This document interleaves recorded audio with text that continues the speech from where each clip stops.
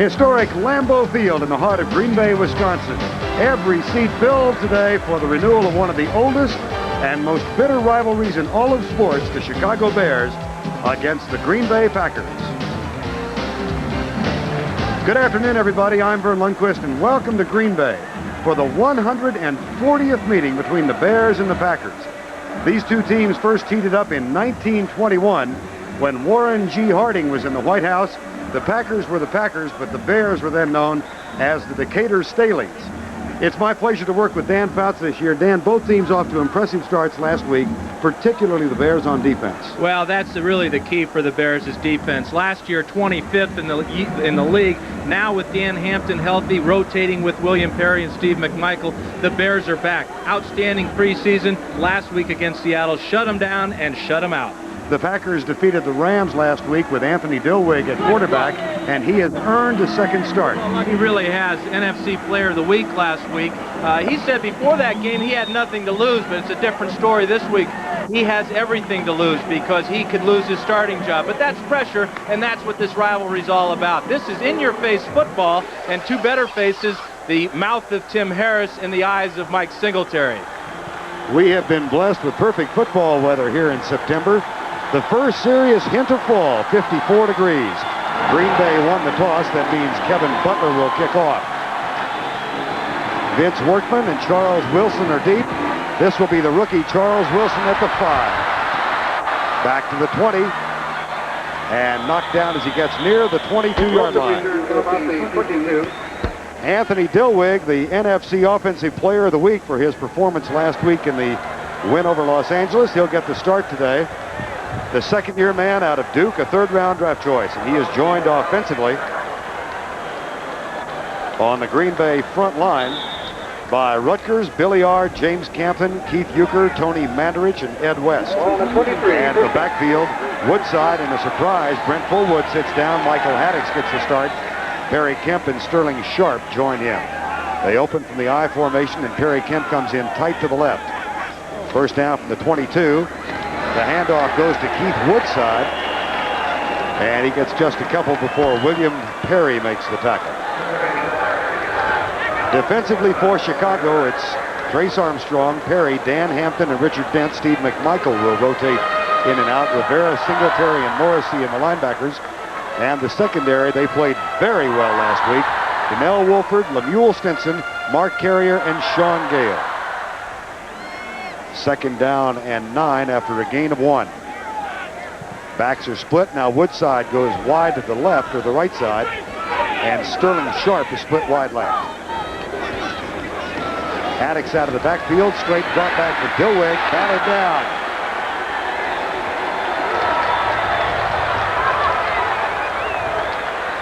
Well, the old man on the front line, Dan Hampton, number 99, is going to make this play. The Packers come with nobody in the backfield. Watch Hampton get his right hand up and knock this one away.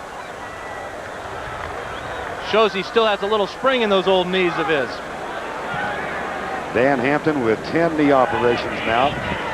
He's in a perfect mood for this game, especially after the comments made about him last week. He is in a very nasty mood. Well, we'll follow up on that because Dan Fouts had a chance to chat with Dan Hampton in the locker room about an hour ago. 3rd and 9. This is the Royal flush step. Dilweg, no time. He's sacked, and there's also a flag. No doubt offensive holding, which will be declined. The referee today is Dale Hamer. This might be tripping instead of holding. At any rate, against the Packers. Tripping, number 67 for the offense. The penalty is declined. 4th down. Penalty is on Billy Ard. Lindy Infante in his 3rd year now as head coach of the Green Bay Packers. Don Bracken is on to punt, and Johnny Bailey will return them. Bailey was an adventure back there last week.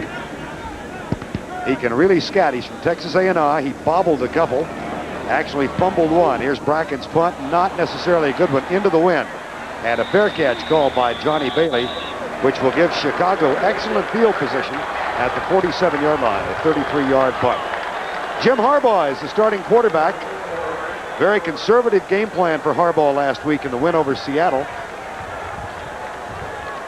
but he was most effective, and he is joined on offense up front by the same line that started the '85 Super Bowl: Covert, Board, Hilkenberg, Thayer, Van Horn, James Thornton, the tight end, Anderson, Mustard, Wendell Davis, and Ron Morris, the wide receivers.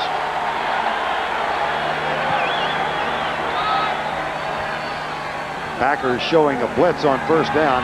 Play fake. Harbaugh goes deep on first down. And it's right into the hands of Jerry Holmes. He overthrew Thornton, and Jerry Holmes has the ball at the 37-yard line.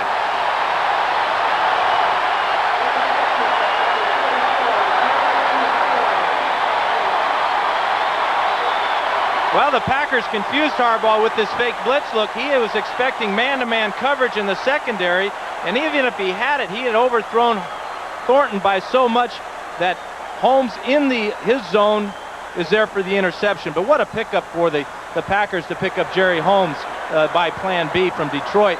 Another successful Plan B acquisition for Green Bay. Hank Bulla, the defensive coordinator, told us last night, "I'm very happy with the play of Jerry Holmes." Well, he should be. 1st and 10. Holmes with his first interception of the season. Now Dilweg, hand off to Haddix. And that one is stuffed after a gain of 1 by Richard Dent. There's Jerry Holmes. Been around the league a while. Well, he's 32 years old, and the Packers, the guy he's replacing is Dave Brown, who he may be 38 or 39. He's in that Satchel Paige range of age. How old would you be if you didn't know how old you was?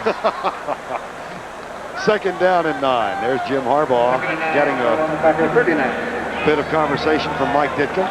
And that won't be the last either, if he throws the ball like that. Jeff Query has come in, number 85, at wide receiver for the Packers. 2nd and 9. On the roll. Here's Dilweg. Nice pass. Sterling Sharp. And that's a first down at the 49. Dilweg right on the line. A gain of 14. Dilweg is probably a better scrambler, or at least a thrower on the run that people give him credit for. Watch how the control he has. No pressure at all. Singletary's late, and Sharp finds another hole in the zone of the Bears. And the Packers, with that interception, have turned the field position in their favor. You see the receptions last year for Sharp. Last week against the Rams, they rolled the zone up on him, and he was held to only 2 catches. 1st and 10 now, Green Bay. No score. 12 minutes to go, first quarter. Hand off to Michael Haddix. Surges over the right tackle spot. The block supplied by Mandarich and Euchre. And let's look at the eyes of Michael Haddix. The important thing is he keeps his eyes straight ahead until he gets the ball, and now he's got to find a running lane there. It goes right by Perry, but with that big left arm of William Perry's, he's got enough strength to bring him down, but not before a nice 8-yard gain. Haddix, another Plan B acquisition, a one-time first-round draft choice of the Philadelphia Eagles, a gain of 6, 2nd and 4 from the 42. Now Sharp comes to the left side. They will move him around a lot today, trying to free him up with different sets. Here's Haddix again, and he's knocked down at the 40-yard line. Tackle made by William Perry.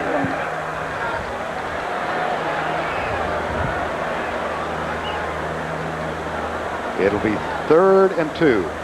Perry has really gotten himself into probably the best shape he's been in the last 3 or 4 years. In fact, on Monday and Tuesday, when the Bears have off and have a very light day on Monday, William Perry was working the Stairmaster, trying to increase his endurance. Perry now listed at 320 pounds. He's got a few more stairs to climb. 3rd and 1. Backs in the eye. Haddix. That's going to be close for the first down at the 39-yard line. Now, again, we were told by the Packer officials, the public relations department, that the Michael Haddix start for Fullwood was not injury related, simply a last-minute decision. This is short of the first down. And a decision now, if it is indeed short, for Lindy Infante.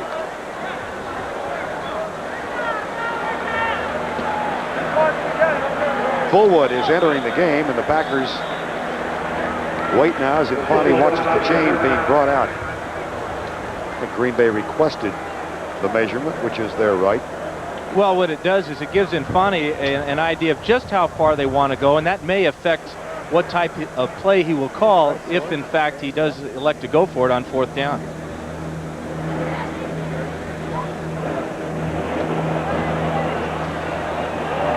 That much. Let's watch William Perry on defense. Well, when you're this big, this is the best play to make, is just to try to stay low and be as big as possible and get in on another tackle. So far, Perry has been in on about 3 or 4 of them. Well, it'll be 4th and a foot, and already in this game, the Green Bay Packers have gotten farther into Chicago territory than Seattle did all last week.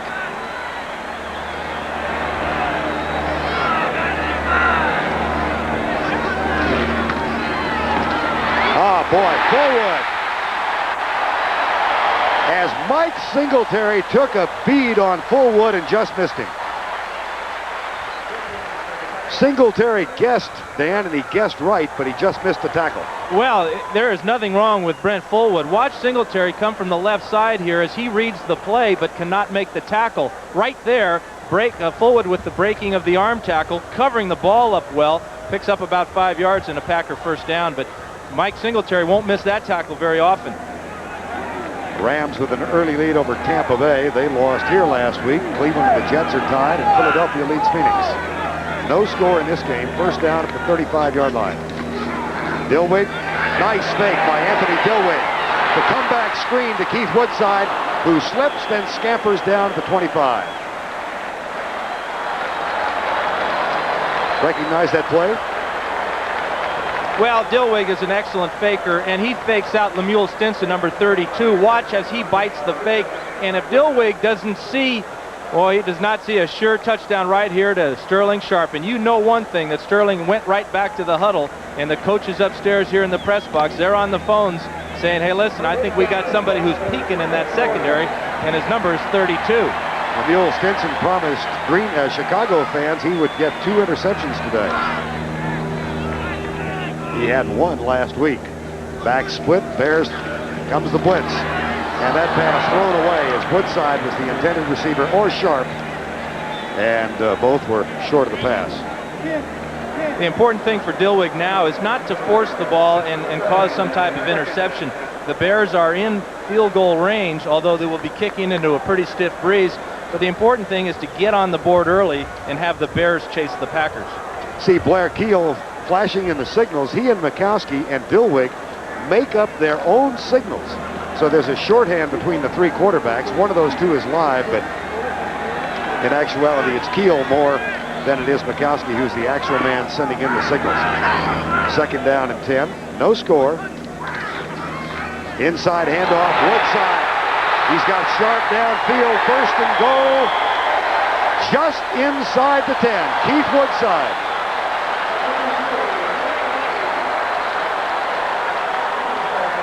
Misdirection play here for the Packers as good block by Jackie Harris springs Woodside, and now it's just pure speed as he's into the secondary.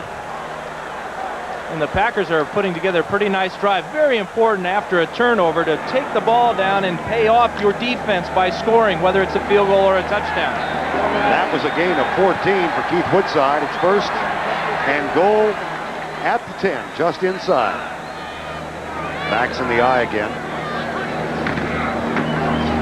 Woodside, cutback. Touchdown, Green Bay.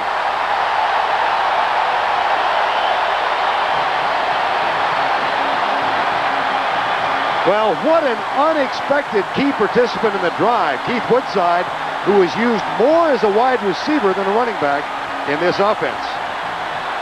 But the thing that Lindy likes about him is his versatility. Here he is as the eye back with the straight-ahead blast play with good vision to cut it back to the weak side. The Bears plug it up over the middle, but Woodside with enough speed and vision gets in for the 6. Chris Jackie will tack on the extra point. Flag is down. Kick is good if the play stands. Woodside with no yards rushing in last week's win over Los Angeles. And an official's timeout. Dale Hamer, the referee.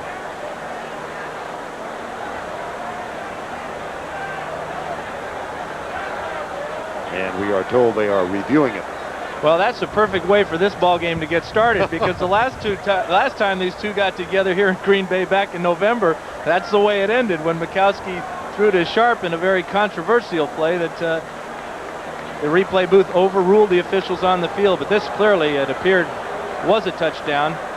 And we'll see how long this baby takes for them to figure it out. I've got my hourglass up here, Vern, and I've just turned it over. Take a look at it from about the 9.5-yard line. See if his knee goes down. He does knock down a referee, but he was well inside the end zone when his knee touched. Jack Fetty is the replay official.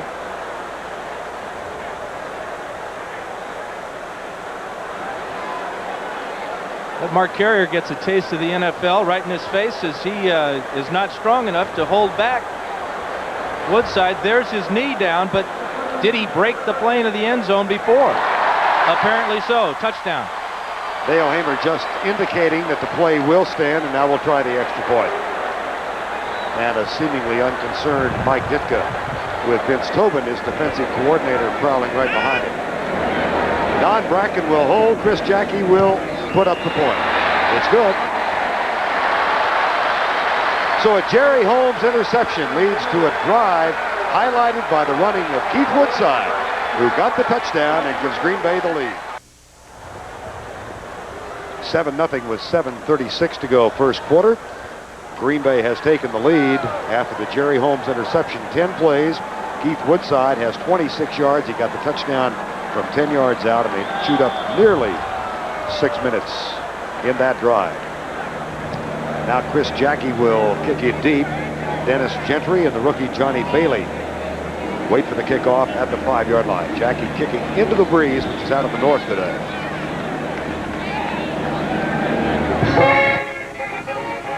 And held up by the breeze, taken short by James Rouse.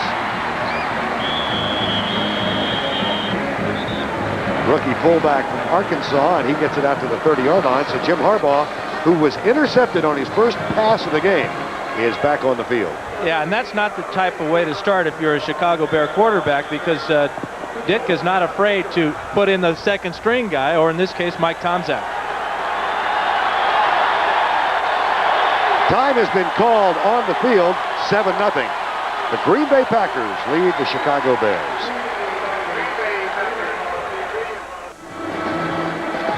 On the left is Greg Landry, who Mike Ditka said yesterday will call the plays today. Greg, the offensive coordinator, and the victim of viral encephalitis about a month ago, a very serious illness that almost cost him his life. That's really good to see him back on the sidelines and back in the swing of things. Probably not too happy about that first play he called, though. First down and 10. Hand off Neil Anderson. Tripped up and dropped. Brian Noble, who led this team in tackles last week in the win over LA. And Noble is playing with a bad shoulder, had a pinched nerve last week against the Rams. But watch the intensity of Brian Noble. He's not the, Mike Singletary's not the only linebacker with big eyes. Fighting off the block of Thayer, just getting enough of Anderson for the loss. There is Brian Noble. Lester Archambault has come in, and this time Tim Harris, the pass rush specialist, lines up on the left side. Back split on second down. Inside handoff. Muster breaks into the secondary and surges across the 40 near the first down. Well, the offensive line of the Bears really fires off the ball well here. Nice job of Thayer with a combination block, and then the strength of Muster pulling away from Johnny Holland, picking up the first down. Mark Murphy, by the way, has come out of the defensive backfield for the Packers, and Tiger Green has been joined by Jerry Woods. We'll check and see if that's injury related. First down and 10 after a gain of 13. Anderson. Brian Noble again. Two fine plays. You get the feeling that after the interception that Ditka wants the ball on the ground and he wants them running it. A couple of fine plays by Brian Noble. This is the kind of game that linebackers and offensive linemen have got to love. They know where the ball is going to be 90% of the time today, and it's going to be right in their face. See what Green Bay has in mind defensively now. Jim Harbaugh told us last night their blitz down is second down between 6 and 9 yards. And this is 2nd and 9. They're not showing the blitz down. Here they come. Here comes Noble. And there's the blitz. And Scott Stevens gives way to Neil Anderson, who fires right by him. So they blitz on the run, and Anderson makes them pay the price. The thought behind blitzing on 2nd and long is to get a sack, number one, if they are throwing the ball, and bringing up that 3rd and real long where you can sit back in a zone and look for interceptions. But the Bears primarily are a running team, and with Neil Anderson, he's probably the best overall all-around back in the entire league. It'll be 3rd and 2 officially. 7-0, 4:40 to go, first quarter.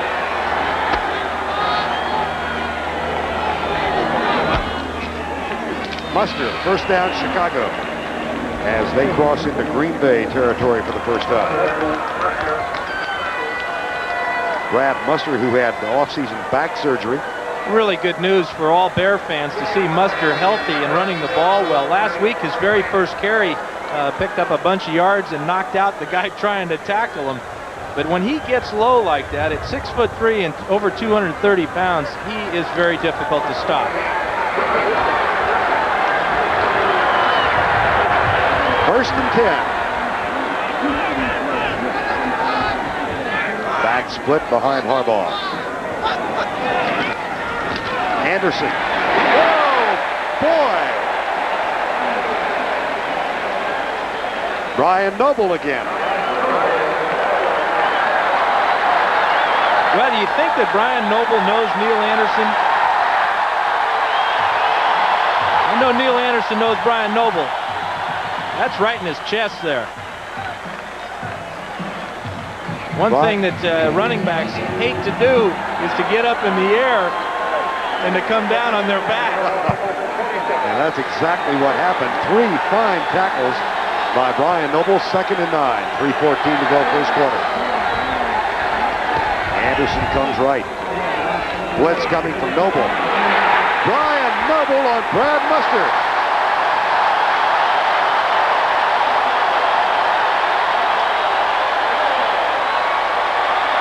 We talked about 2nd and long being a blitz down for the Packers. Here comes Noble right up the middle, and nobody there to pick him up except Muster. And Brian Noble's going after a world record here in the first quarter. He's a one-time 5th-round draft choice and not what you would call one of the more widely heralded linebackers in the NFL. But what a performance here in the first quarter. Now, 3 wide receivers come to the near side on 3rd and 9. Dennis Gentry goes in motion. Out of the shotgun. 4-man rush. Harbaugh rolls right. Good coverage.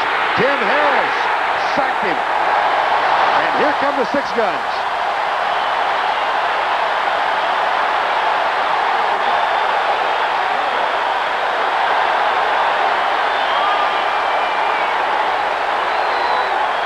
Harris, there's a real mismatch there as he fights off the block of Gentry, and then the speed of Tim Harris chasing Harbaugh down from behind, and things are working right into Hank Bulla, the defensive coordinator's hands for the Packers. 2nd sack of the season for Tim Harris, who had 19.5 last year. Jeff Query back to return the punt on 4th down. Here's Maury Buford. Fair catch. Whoa, bobbled. And Query caused a few hearts to stop. First down at the 4-yard line. Green Bay with a fine defensive stand. They lead Chicago by 7.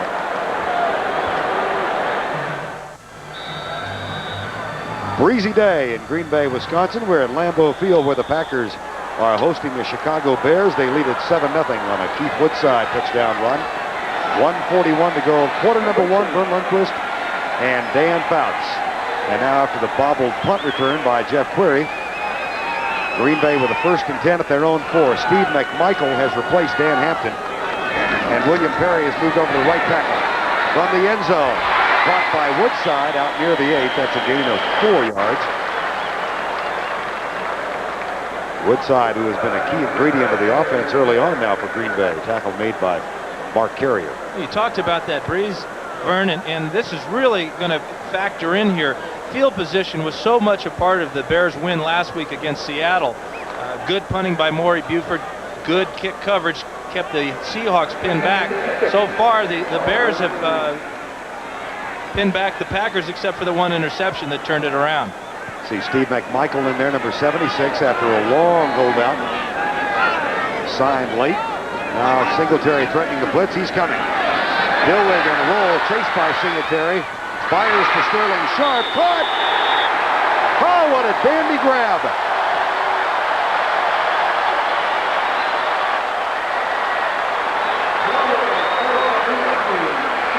Well, Sharp already has as many catches today as he had all last week. And this is why he caught 90 last year and made the Pro Bowl. This is a Pro Bowl catch. The feet on the sidelines, the tippy toes, and the first down. That's a gain of 17, 1st and 10 at the 26-yard line. Sterling Sharp, who said he thought that route adjustments were more important in success as a wide receiver than pure speed. Changing your routes on every play. Here's Dilweg back. Fumble! Picked up by the Packers. That'll be a loss. Trace Armstrong got there, number 93. Well, and the guy that was supposed to block Trace Armstrong is Tony Mandrich, or as Bozo, as Mike Ditka likes to call him. Number 77 in the middle of the screen there is working on Armstrong, number 93, and Armstrong with the rip under just gets right by him, and Mandrich can't even hold him out long enough for Dilweg to get the ball off. Big play for the Bears. Mandrich gave way to Armstrong and then saved the football. That's the end of the first quarter with our score. The Green Bay Packers 7 and the Chicago Bears 7.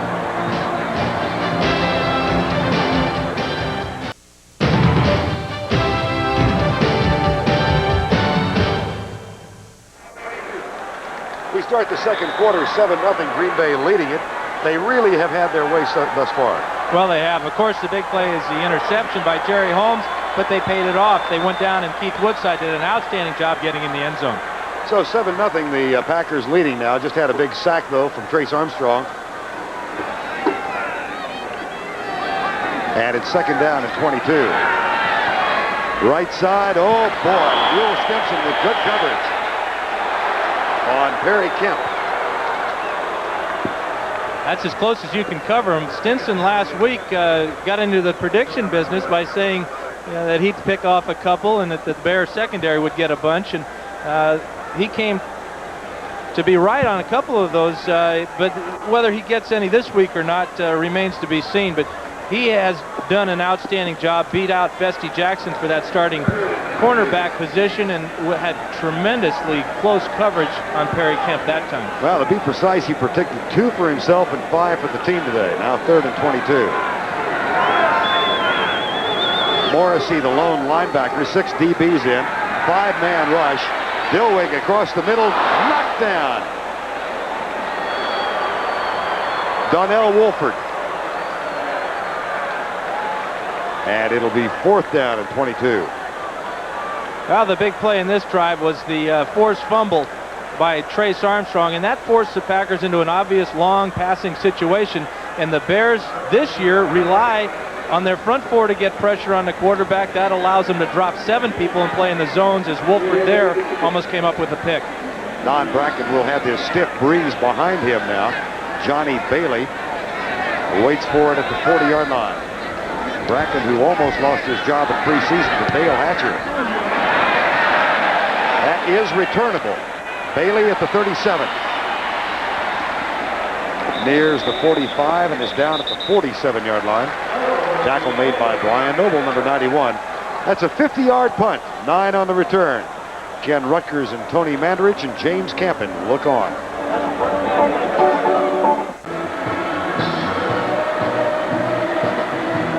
Mike Ditka looks on. His team with good field position now at the 47-yard line. 1st down and 10. They trail 7-0. Jim Harbaugh threw a pass interception on the first offensive play of the game for the Bears.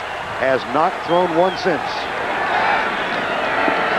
James Thornton sets up tight to the right, and Neil Anderson splits out wide to the left.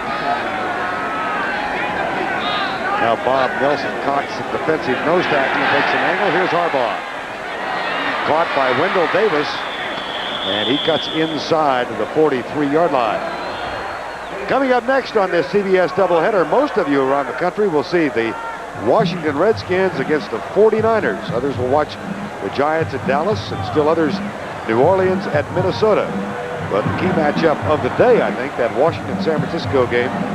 Redskins looked awfully good last week, and the 49ers had a tough battle down in New Orleans. Well, they really did. The 49ers are talking about it being another slow start for them, as they started slowly last year. We all know how they fixed it up and got it going at 14-2, but that should be a good one, especially Mark Rippon seems to be hot. That'll be the second game of the doubleheader. Here's the measurement to see if Wendell Davis got the first down, and he's a couple of links of the chain short. Greg Landry, Johnny Rowland with the cap on backwards, the running back coach, and in Landry's illness was Johnny Rowland who called the plays, and Jim Harbaugh thought they might have relied more on the running backs while Landry was out, because Rowland was a running back. And a great one at that. He's got the Joe Walton look there on the sidelines.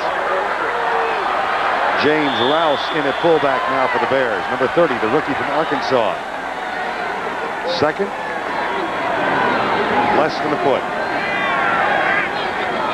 Ron Morris, the motion man. Here's the blitz. Anderson picks up the first down at the 43-yard line.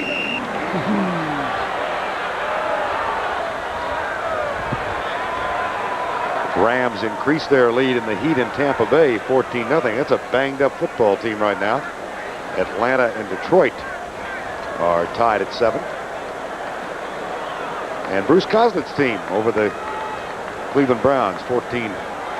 Miami leading Buffalo 7-0. 13:32 to go first half. First and 10 Chicago. They trail 7-0. Thornton splits out wide to the right.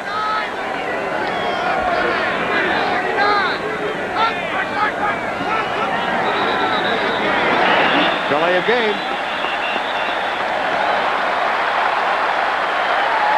The Bears had all kinds of things going there. They shifted Thornton way out to the outside and then tried to put the back in motion. Took too long. Delay of game. Number 4 of the offense. 5-yard penalty. Still first down. They always blame that one on the quarterback, too, you know, for the delay of game. They always say number 4 or whatever. That's really a team effort. Are you trying to absolve yourself of any responsibility? Is that? I think it's too late for that. 7-0 Green Bay, 13:07 to go first half. Back split on first and 15. And again, Bob Nelson takes an angle at nose tackle. Harbaugh deep in the middle. Thornton, nice pass. First down at the 23. Mark Murphy with the tackle. Let's check on Atlanta and Detroit. Back to New York. Here's Greg Gumbel. All right, Vern, you saw the 7-7 tie. Here's how the Falcons pulled even. Chris Miller from 10 yards out finds Andre Rison in the end zone for the touchdown. They have gone to the second quarter at the Silverdome, tied at 7. Back to Vern and Dan in Green Bay. All right, Greg, 23-yard gain on first down and 15. Harbaugh to James Thornton, first down. Chicago, kind of a cocked eye now in the backfield. That one looked nasty at the outset, Dan. I think our center, Jay Hilgenberg, was a little bit late. Might have forgot what the snap count was because there were 10 guys moving and only one guy. Unfortunately for the Bears, the guy with the ball wasn't moving. False start. The entire offensive line. 5-yard penalty. Hilgenberg loves that. Yeah, watch everybody move, but the ball doesn't. Hut 1, Hut 2, Hut 3. We had so much fun last night talking with Mark Bortz and Tom Thayer. Dan asked the two of them, who's the smartest player in the offensive line? And they said, Hilgenberg. And then you said, who's the stupidest? They said Hilgenberg because he's from a football family. That's how he got his smarts, but he should be smart enough to get out of the game. First and 15. 7-0. Green Bay leads it. Draw play. Neil Anderson. Nowhere to run. Harris and Murphy and Nelson all a part of the defensive job. Well, the Packers are putting great pressure on up front. And again, it's a first and long situation, similar to a second and long. The Packers will come with almost everybody. Anderson on the draw. This is about as exciting a 1-yard gain as you'll find. No place to go. Watch out for the blitz this time, because if they get him, that'll push him back and almost out of field goal range. Harbaugh's got that jaw working.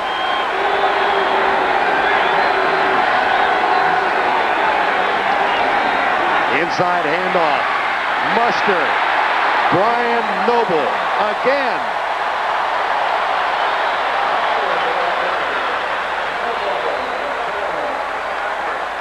He talked about that chin strap move, and this looks like Edgar Bergen's Charlie McCarthy here. Watch this.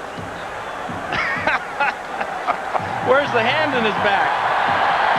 One thing the Bears have got to find out is how to block number 91, Brian Noble, because he's fighting off everything up front, finding where the ball carrier is, and pinning him on his back. 5 tackles for Brian Noble, and a little cheerleading. Understandable. Draw play. Nowhere to go.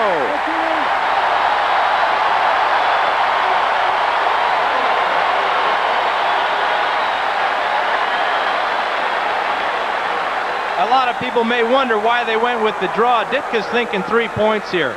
If they were to go back and pass and get a sack, that would push them out of field goal range, especially in light of the fact that they're going into the wind with this kick that should come from about 42 yards away. Kevin Butler was 1 of 2 last week. One of those, the miss, 57 yards. Had a streak of 24 in a row. This will be from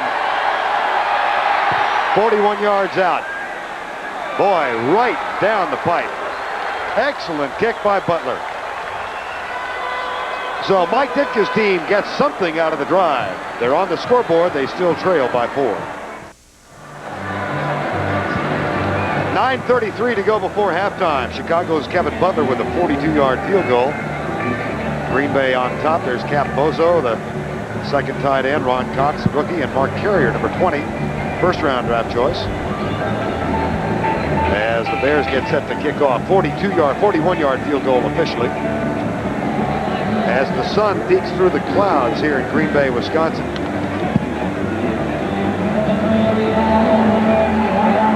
Chicago lost both games to Green Bay last year. That controversial game here that Dan referred to earlier, 14-13 on the 4th and 14 play. And then they won big. That ended a streak of Ditka wins over the Green Bay Packers that had reached 8. As a matter of fact, Chicago 19-1 in September the last 5 years.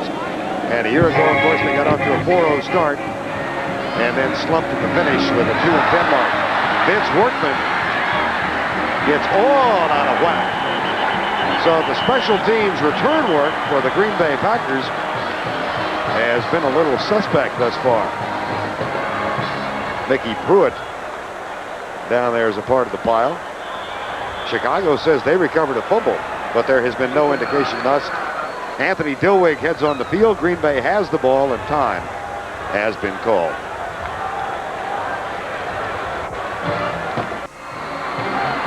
If you just joined us, we'll bring you up to date graphically on what's happened. The first Chicago turnover, a Harbaugh interception, led to 7 Green Bay points.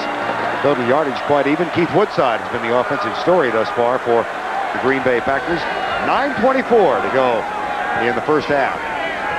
Packers stymied by poor field position. Here's Dilweg, 5-step drop into the flat for Sterling Sharp, his 3rd catch. And Rivera knocks him out of bounds. Up around the helmet, he hit the shoulder pad. But Sterling Sharp with 3 catches in the first half already.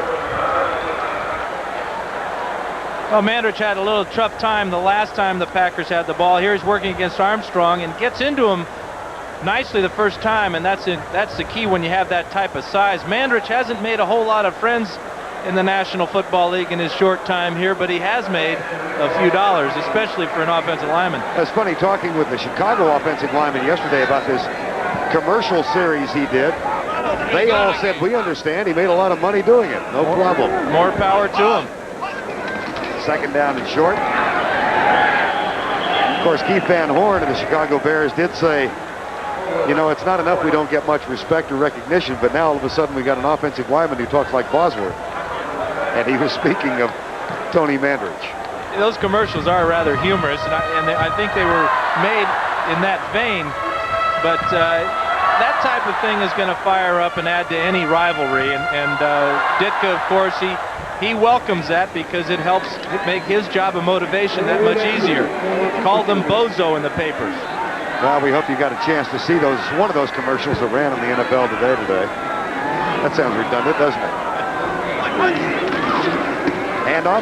Whoops, not much there. Whoa! Woodside. Fumble. Scramble.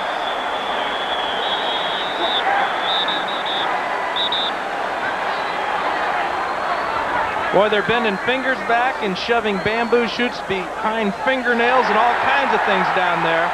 Bears ball.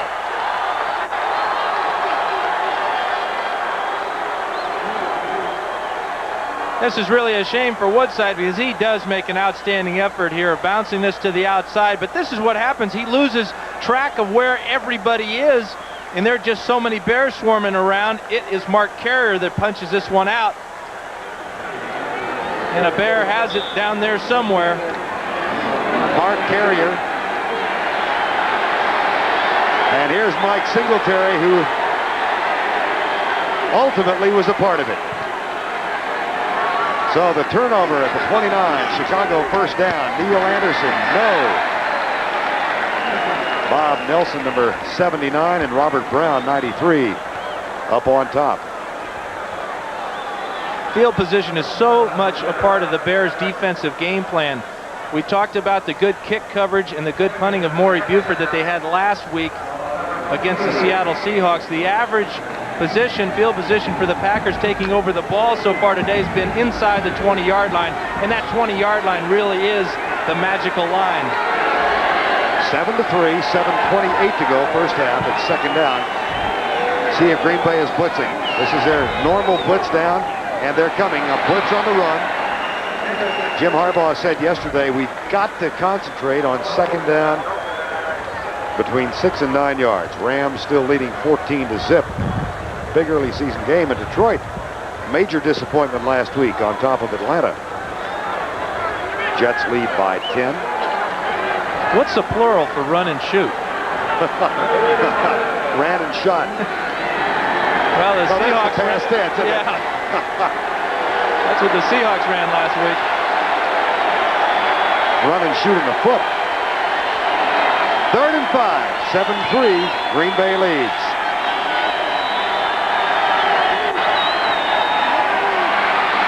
Harbaugh for Wendell Davis, who has to adjust. He went to the outside and the pass over his right shoulder. It'll be 4th down. Yeah, and Harbaugh really missed one here this time. Not the pass so much, but his decision on who to throw the ball to. He had Neil Anderson single covered on the outside by a linebacker, and I'm sure that's what Ditka's saying right now is go through your reads. That's the mismatch that we've got to take advantage of. 42-yard field goal into the wind. Butler hit one from 41 the last time they were down here. Nice job of holding by Mike Tomczak, and it hits the upright. Flag is down. And so's Butler. This is going to cost the Packers running into the kicker or roughing the kicker. I think it's running into, Dan. Running into the kicker. Boy, the Packers get a great break when the ball hits the upright, but the flag will give the Bears a first down inside the 20. I'm not so sure that's a good call. He was just going for the block, and the kicker ran into him, really. Well, you got to call it, though. That's what the rule is in there, is to protect the kickers who are so vulnerable. But the effort was clearly to avoid the kicker and try to make the block. but that's why they have the two rules. And here's the ball hitting the upright.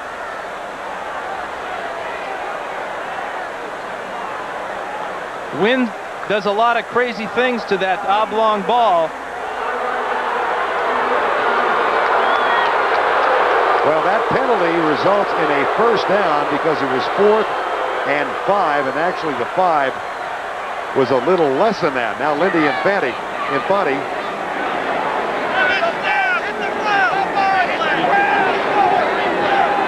What he's arguing, he's saying that the ball hit the ground on the snap. Now, if that is the case, you can go after the kicker because that is almost like a fumble. And it did hit the ground, I think. Matter of fact, Tomczak with a good job of getting the ball up and into position. So we're back to play after the penalty. 1st and 10 at the 19. Harbaugh looks right down the middle, finds his receiver inside the 10. Let's see what kind of snap this was. Here's Harbaugh. Check out where that ball comes in.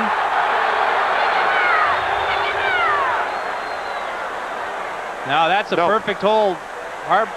Tomczak got it before the ball hit the ground, and that's a good call by the officials. Big question I have now is how is the kicker, Keith Butler? That's his plant leg that he was injured. That he injured on that play. Will he be able to kick?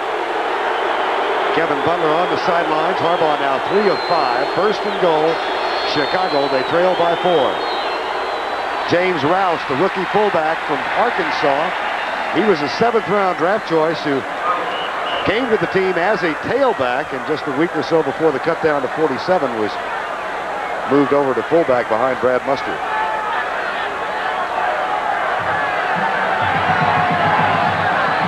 It'll be 2nd and goal at the 4-yard line. 7-3 with 5:12 to go, first half. Hilgenberg up over the ball. Jim Covert, left tackle, back split. 8-man front for the Green Bay Packers. Harbaugh inside handoff to the 2-yard line. It'll be 3rd and goal. There's Kevin Butler on the sideline.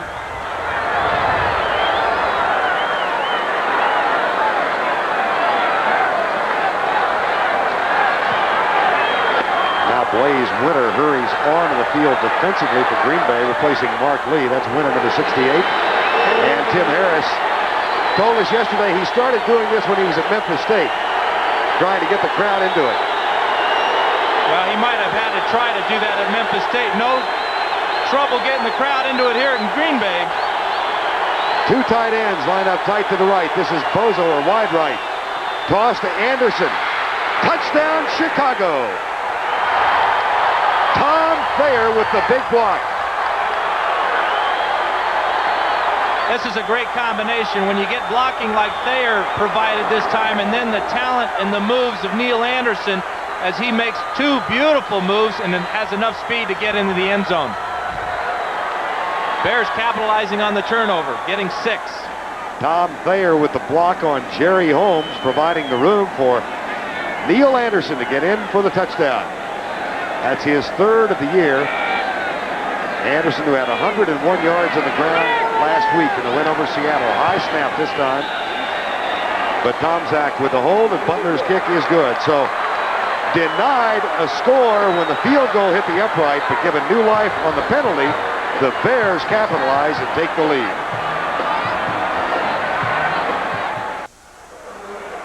Four minutes, 9 seconds to go before halftime. The Bears capitalize on 2 breaks. First of all, Ron Rivera recovers the Keith Woodside fumble, and then on an unsuccessful field goal, the Packers guilty of running into the kicker. New life for Chicago, and Neil Anderson gets the touchdown. Flag is down. The kick was taken by Vince Workman. He's out near the 30-yard line. Should be a procedural penalty of sorts against Chicago, so Green Bay in all likelihood will take the return. Been a relatively calm encounter between these two teams thus far, but temper's getting a little frayed. Offside, Green Bay. Mike Ditka was telling us last night that he talks to the first-year players and the rookies and tries to explain the emotion in this rivalry, which Mike has been a part of since the 60s. On the kicking team, the penalty is declined. First down.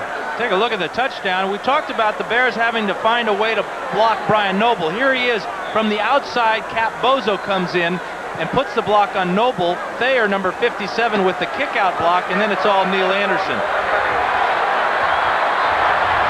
And that puts Chicago on top. Anthony Dilwig, 5 of 9 in his second start in a Green Bay uniform. Four-man rush. William Perry, flag is down, fumble, 2 flags. And William Perry bowled over that right side of the line. And Trace Armstrong appears to have recovered the fumble. Holding. Decline. First down. Well, Dan Hampton likes to refer to the three of them as a tag team, almost like a wrestling type of deal. William Perry is, of course, the Fridge. Hampton's Danimal, and there's McMichael, who's Mongo, but this is the Fridge all the way, knocking the ball out of Dilwig's hand, and then Armstrong gets in the act with a somersault with the fumble recovery, and the Bears are in business on the 15. It was Keith Euchre who gave way to William Perry, number 70, and the second turnover inside the 40-yard line, this one at the 15, with 3:54 to go before halftime. High formation for Jim Harbaugh, the toss to Anderson. Boy, James Rouse was knocked backwards as he tried to supply a block, and Scott Stephen got the tackle.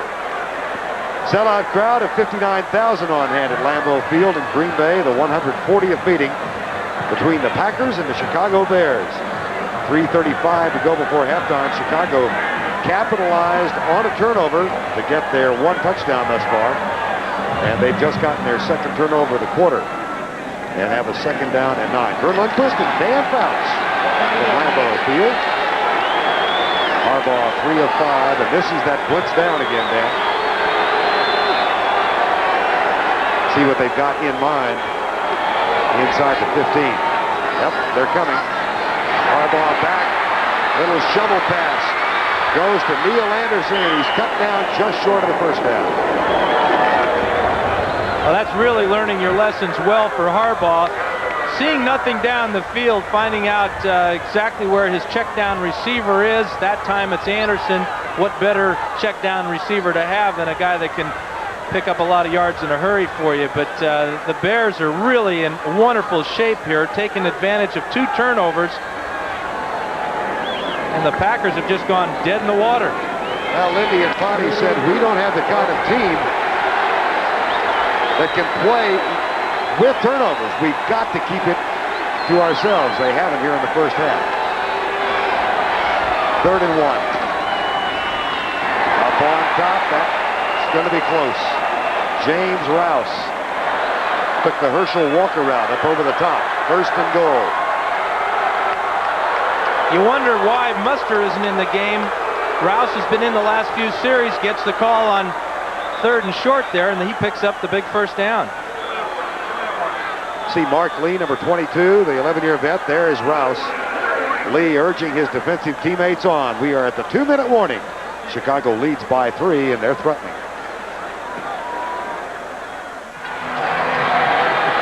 Report from the Chicago bench is that fullback Brad Muster, number 25, suffering from blurred vision. It's questionable whether or not he will return, and James Rouse has taken his place. Rouse and the Chicago team break the huddle and come to the line on 1st and goal at the 5. And watch Jim Harbaugh bark out the signals. Dennis Gentry, the all-purpose offensive threat, in motion. They hand it off to Anderson, who is tripped up at the 4.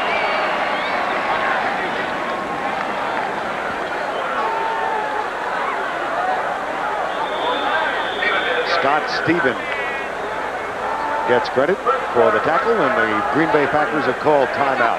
That's a smart move by the Packers because it is second down now, and they might be able to get the ball back from the Bears regardless of whether the Bears score or not. Heads up play by Lindy and Funny. 1:48 to go, first half.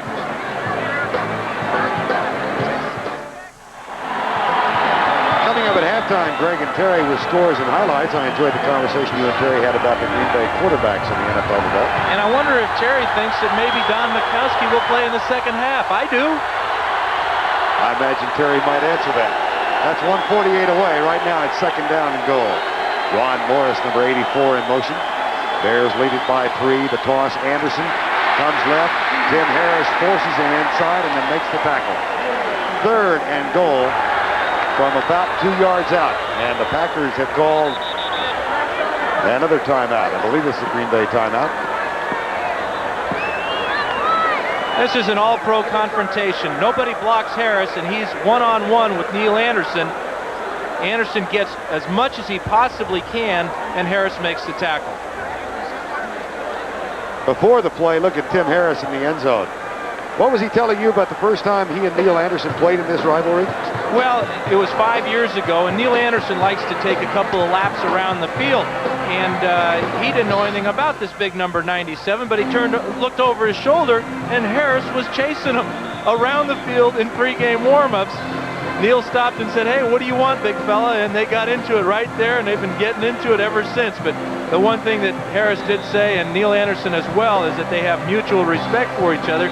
In fact, Neil was very happy and pleased that Tim Harris finally got the recognition that he has deserved, who made the Pro Bowl last year. But what a guy, that Tim Harris. First touchdown by Chicago came from the fumble, and now it's third and goal from the 2.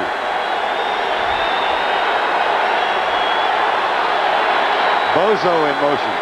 Bozo. Rollout. Harbaugh with Bortz in front. Touchdown!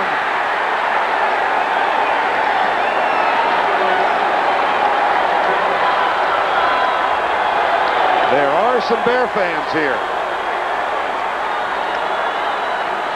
Yeah, and they know one thing, that Harbaugh is not going to throw this ball at all. He had a couple of guys in the end zone there, but he's going to pull it down and use that athletic ability, the dive for the score.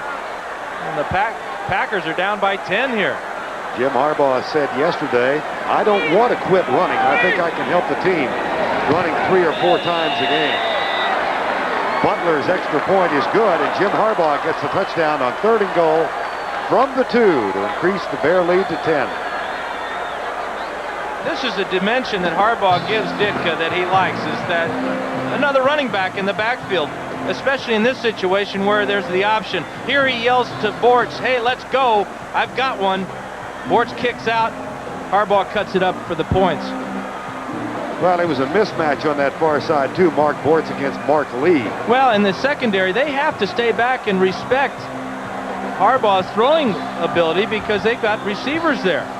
And so there's nobody on the corner, and Harbaugh gets in rather easily. Rams leading Tampa Bay 21-7. Jim Harbaugh has given the Bears a 10-point lead. The Jets out by 17, and Miami over Buffalo 13-0. We'll have all the scores and highlights. The Cardinals have now scored for the first time in 1990. I wish we'd keep putting up those Miami and Tampa scores because I get warmer when I see them. I mean, you said it was 80 degrees here last week. It was wonderful. That must have been summer. Interesting, Dan, what you were telling me before the game. Of course, the Ice Bowl here in Green Bay in '67, one of the more famous cold weather games, but you played in one that was even colder in Cincinnati, and you're still feeling effects from it. Well, I did suffer frostbite, but I think the bigger effects is that I don't have that ring on my finger. I see. I'd take the ring. That would warm these fingers up a little. Charles Wilson, number 88. Nice run after the 35. The Packers have one timeout left, and Anthony Dilweg comes on. But you must wonder now under what circumstance Lindy and Bonnie might call on Don Macowski and see if it might be in the second half. I think this is where we find out, is it really the system of Infante or is it the quarterback in the intangible part of playing quarterback that really comes to light in these type of situations? 1:27 to go. James Campen over the ball in the shotgun. Into the flat. Oh, boy. Herman Fontenot, who was a holdout this summer and just activated today, is hit by Sean Gale. Listen to the hit by Sean Gale. Well, we'll get to it a little later, perhaps, as the Packers go with no huddle. Dilweg sidearms it. Caught by Jeff Query at the 41. And now a timeout has been called by the Packers. Let's go back to the play prior to this one, Dan, and listen to the pass. That's hard plastic on hard plastic, and right now Anthony Dilweg, besides talking to Lindy Infante, ought to be getting together with Herman and saying, sorry, brother, that one's a little late. Final timeout used by the Packers now. Green Bay total offense in the first drive after a Jerry Holmes interception, 63 yards, but they have been stymied since. And with 1 second shy of a minute remaining, they trail by 10. You really wonder about Infante's decision now to use Dilweg to start this game. Had that one nice drive thanks to Keith Woodside, but the spark is missing that Macowski gives you when he's out on that field, and everybody in this stadium knows it, and I would expect we might start hearing not boos for Dilweg, but perhaps magic for Macowski. Well, you said it's hard to measure the intangibles that Don Macowski gives this team. Signed $1.5 million yearly salary just before the first regular season game. Third down and 4. Dilweg, Barry Kemp. That's a first down at the 50. They'll go with the no huddle now. They are out of timeouts. Boy, the Bears blitz that time, and Dilweg burned them. Trace Armstrong, the last man back. Down the middle, Jeff Query at the 33. 35 seconds to go. See if he doesn't try and kill the clock with an incomplete pass now. There it is. And what he also got is he got Richard Dent offside. Snapped the ball before Dent was onside. And this is going to be a free 5 yards for the Packers. Perry, and I believe he's arguing with James Campen, the center. The one thing that they say about Dilweg is he is very intelligent, and I think we're seeing just what they're talking about. He beat the blitz on the pass to Kemp. Offside. Defense. Number 95. Then he hustles his team up to the line of scrimmage, snaps the ball before Richard Dent, number 95, gets back onside. Dent is loafing there, and there's the ball is snapped. That's a legal play, a free 5 yards for Green Bay. Nice job by Dilweg. Very nice job of clock management by Anthony Dilweg. Plus, he got the clock stopped by that penalty, so he really struck the bonus there. 27 seconds to go. They are within Chris Jackie's field goal range now. Jackie hit a 53-yarder last week that could have gone through from 60. Out of the shotgun. 4-man rush. Dilweg. Clarence Weathers out of bounds at the 20. 21 seconds to go. How impressive has this been? Well, remember back when the Bears had the ball and they were going in for their touchdown, Lindy Infante was using timeouts, knowing that his pass offense is good enough with the right guy running it. In this case, he's got two good guys running it, Dilweg and Macowski, but it's good enough to manage the clock with no timeouts. First and 10 with 21 seconds to go in the half. Bears are blitzing. Dilweg is rolling. Incomplete. 17 seconds to go. So time for a couple of more plays.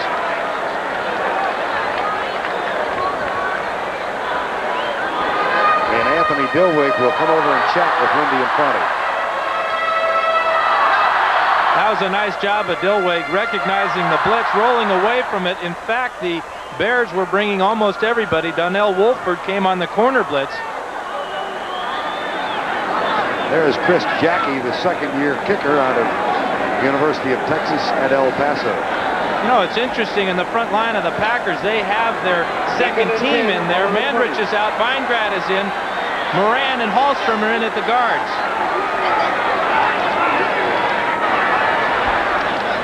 Five-man rush. Dillwig. Oh, and he had Sterling Sharp wide open at the 5-yard line.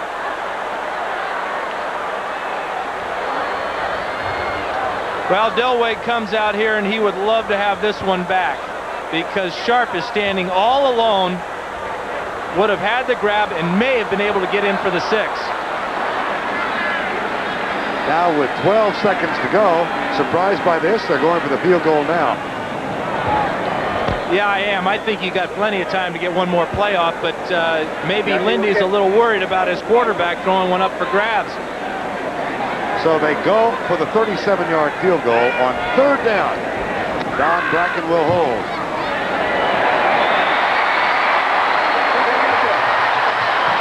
They got 3.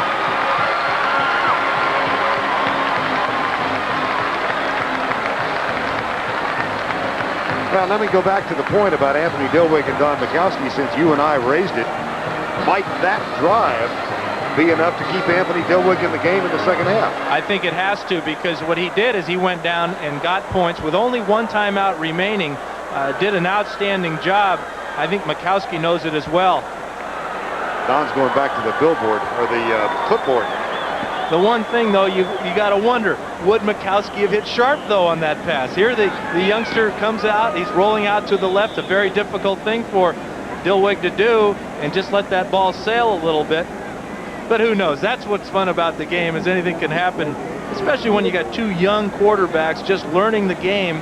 Macowski with a great year last year, but you got to take your hat off to the job that Dillwig has done in 1.5 games so far this year. Don Macowski and Anthony Dillwig said yesterday that Infante notified them on Monday after the win over the Rams that Anthony Dillwig would in all likelihood get the start today. He didn't tell the press. That was really smart by Lindy, because as a quarterback now you know exactly where you stand. Sure, let everybody else speculate about the situation. Let the media pick who they want. Let the fans pick who they want. But darn it, my quarterbacks know exactly where they stand. Good job by a real smart coach, Lindy Infante. Well, the one thing he did do is give them equal time working with the first unit all week. They both took half the snaps. Here's Jackie. Squib kick taken by Johnny Bailey. And he is out of bounds up near the 35-yard line with 4 seconds to go before halftime. Well, a most impressive drive by the Green Bay Packers, pushed back on their heels following the 2 turnovers. And now down by just 7 points. This has really been a good first half. I mean, it's had everything. A couple of turnovers, some good running, some nice passing, and real hard hitting. Typical Bear-Packer ball game. 140th meeting. This should be the final play of the half.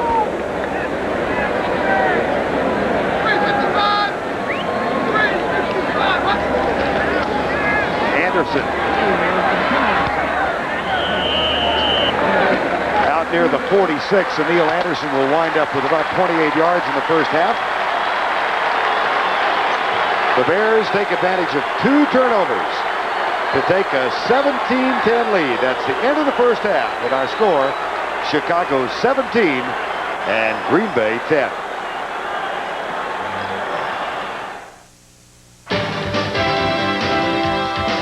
CBS Sports coverage of the National Football League is sponsored by the new generation of Oldsmobile. Step into the future now at your Oldsmobile dealer. Castrol, engineered for today's smaller cars. And by Federal Express, the best way to ship it over there.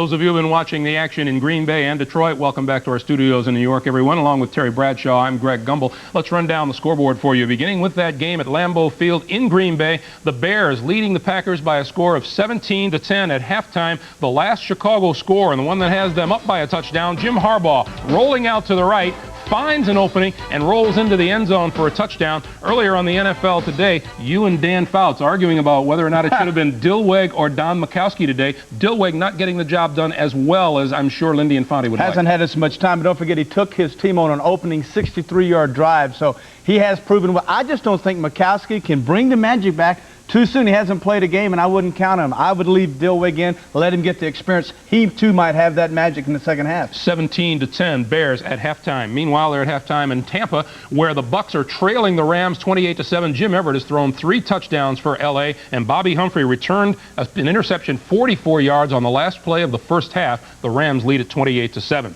Halftime at the Silverdome in Detroit, where the Lions lead Atlanta 21-7, and the run and shoot outdoing the Red Gun offense so far this afternoon.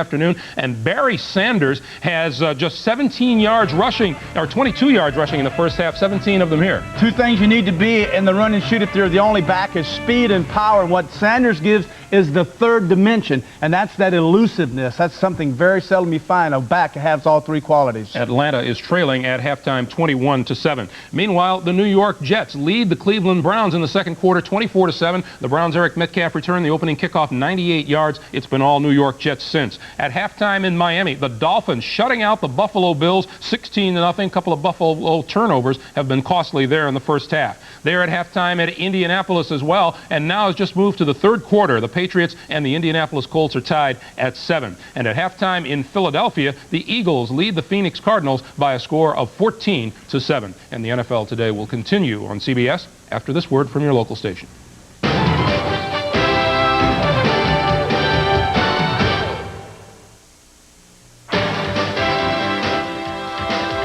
CBS Sports coverage of the National Football League is sponsored by Subaru. We built our reputation by building a better car. First Brands Corporation, makers of STP oil treatment. And by Michelob Dry Beer. Once you experience the bold taste with no aftertaste, there's no going back. Just about set for the start of the third quarter. Chicago up 17-10. They took advantage of 2 turnovers in the second quarter, actually. 2 fumbles, recovered 1 at the 29, 1 at the 15, not too far to go for TDs. Well, that's really the key in any game, especially one that's going to be as hard fought as this one is. Field position's been a big part of it. And the turnovers in the positive area of the field, and then having your offense go in and score, especially touchdowns, really gives that defense a boost. Let's check it statistically at the halftime break. The turnovers 2 for Green Bay, 1 for Chicago. All have led to touchdowns. 14 points off turnovers for the Bears, 7 for Green Bay. And there's what Dan was talking about, that average field position. The Packers 48-yard line, and Chicago rather, starting on an average at the Green Bay 48, and Green Bay having to start at its own 24. Anthony Dilweg, who engineered that field goal drive with 1 timeout at the end of the half. I know why Bradshaw likes this guy. He's got that early Terry Bradshaw haircut, doesn't he? He's got much more hair on top than the later Terry Bradshaw. I tell you, he's doing a heck of a job, too. Dilweg or Bradshaw? Both of them. I knew you'd say you that. betcha. Very diplomatic. Anthony Dilweg. There's Don Macowski. Don said, I'm disappointed because of what this game means. He's been warming up, by the way, for most of the second quarter. And here's the kickoff as the Bears will receive to open the second half. Dennis Gentry at the goal line. Nice open field tackle by Mike Weddington, number 52.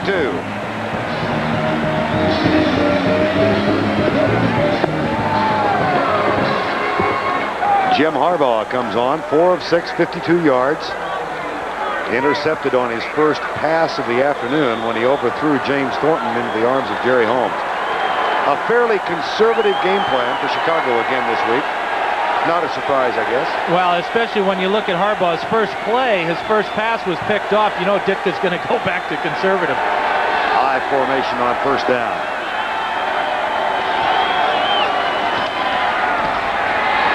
Anderson. Flag is down. And Anderson gets by Mark Murphy and is knocked out of bounds at the 25 if the play stands. Holding Chicago, it won't.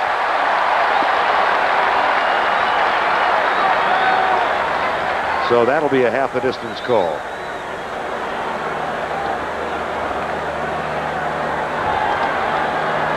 This is really not the way you want to start your second half. Number 63 of the offense. Penalized half the distance to the goal. Still first down. That's Jay Hilgenberg, the center. I go back to that conversation we had with Tom Thayer and Mark Bortz that who's the smartest Hilgenberg, who's the stupidest Hilgenberg, who's the best holder on the offensive line. Hilgenberg won them all. He's a very popular guy. No doubt that Hilgenberg's the leader of that bunch.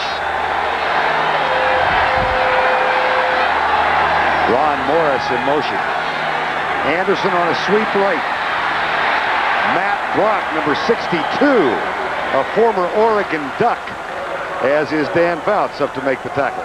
Well, and I talked to Matt about his disappointing season last year, and he says it was really his fault, and he felt he let the ball club down, came in as a third-round pick, and really didn't report in the type of shape that he's in now.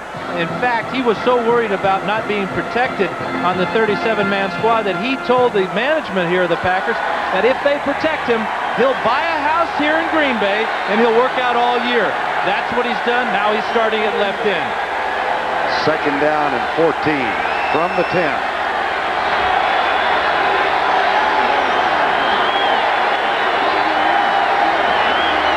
Sweep left. Similar results. This time it's Scott Stephen, number 54. And they're dancing in Lambeau Field. The defensive line of the Packers doesn't get a lot of credit because their job is just to control the offensive line and let the linebackers run free. We've seen all the tackles that Brian Noble has made. There he's in on one more with Scott Stephen. But that defensive line, they're almost like an offensive line where their job is to free up the people playing behind them. Scott Stephen, who replaced John Anderson at that outside linebacker spot.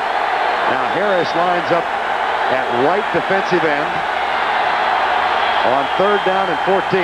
Out of the shotgun, hand off to Gentry. Tests the middle, it'll be fourth down as Gentry gets out near the 19-yard line. And the punting unit heads onto the field for the Chicago Bears.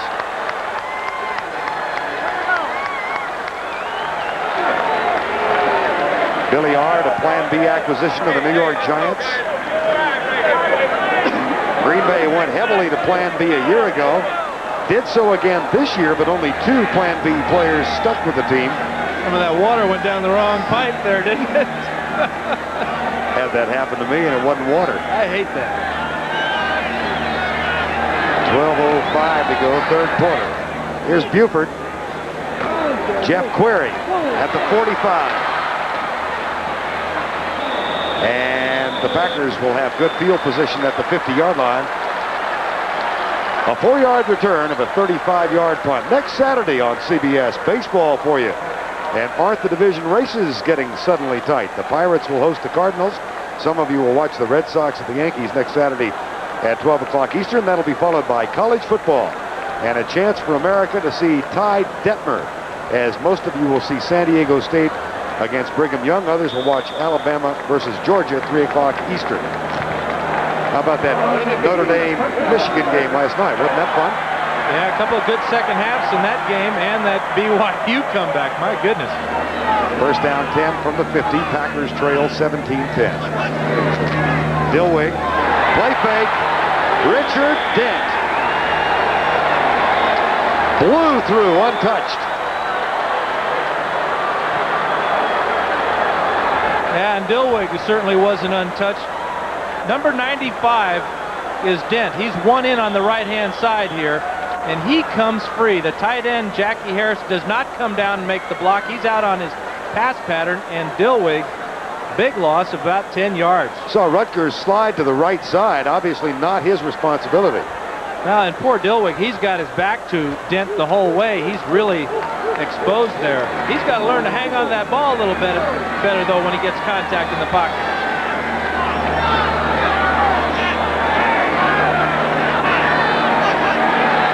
shotgun on 2nd and 20. Settles short for him and Herman Fontenot. And Fontenot fights for yardage up near the 48-yard line before David Tate, number 49, made the tackle. Mark Murphy, one of the heroes of the win over the Rams last week, number 37, with an interception at the 5-yard line.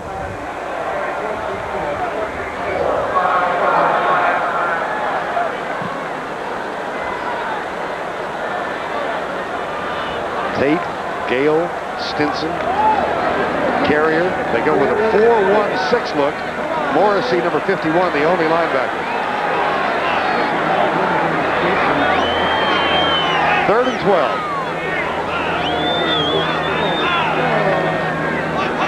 They're blitzing and stunning. And Dilweg with McMichael right in his face. Short arms it to Fontenot. It'll be a punting situation. That's really been the difference in the Bears this year as compared to last year, is the pressure that they can get with their front four. And now they bring Morrissey up the middle, so they've got 5 guys being blocked by 5 guys, and the pressure by Armstrong is just enough to cause that incompletion. Don Bracken on to punt, so the Packers waste good field position. And Johnny Bailey, product of Houston Yates High School and Texas A&I. In Kingsville, Texas. There's Bracken's punt. Nice one.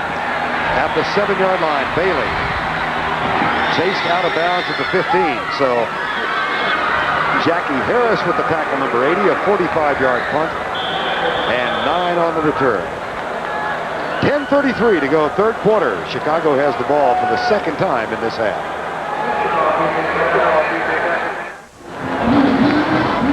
Jay Hilgenberg, the Pro Bowl center, in the middle of that offensive huddle. Just to complete the Hilgenberg saga, we also asked Bortz and Thayer who worked the officials best. And you know what they said, Jay Hilgenberg.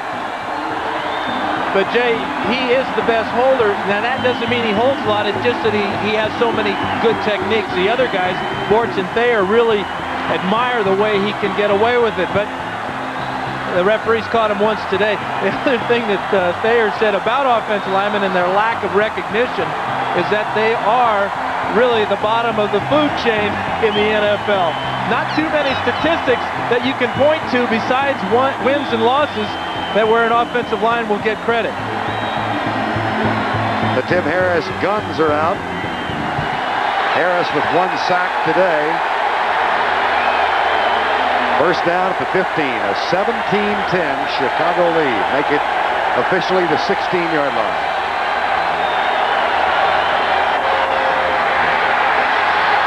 Across the middle to Ron Morris, a 5-yard gain, and a flag comes flying way late in the offensive backfield. Holding Chicago. Well, if this is on Hilgenberg, we're going to see a Vesuvius-like eruption. I don't think it is. I think it was on the right side.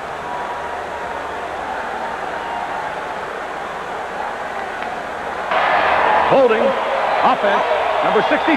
Oh, boy. Drive half the distance to the goal, still first down. Oh, dear. That's what he gets. That's what he gets for going to the officials and trying to plead his case. Here he is, number 63, right in the middle, working against Bob Nelson. See what type of stunt they have. Yeah, that's holding, folks. There's no doubt about that one. But when you talk to the officials, they look at you. They pay more attention to you. That may be the last time Jay goes and talks to a zebra. First down and 18. 17-10, Chicago leads it. Harbaugh with a safety valve pass to Anderson as Harris was coming. And that's a gain to the 11. The tackle made by Mark Lee. This is real nervous time for the Bears because they have started their initial 2 drives of this second half with penalties, holding penalties, that have pushed them back inside the 10-yard line. See Tomczak there with the signals. Well, interesting. They've got the one man in the civvies shading him from a press box view. I never understood who they're trying to block the signals from. That was kind of interesting. I couldn't see a thing. Maybe they don't want us to know what the play is. Maybe that's it. I used to tell the guy shading to get out of the way so I could see the play. Second down and 14. Gentry out of the backfield to the left. Harbaugh flushed out of the pocket, caught and dropped. Matt Brock.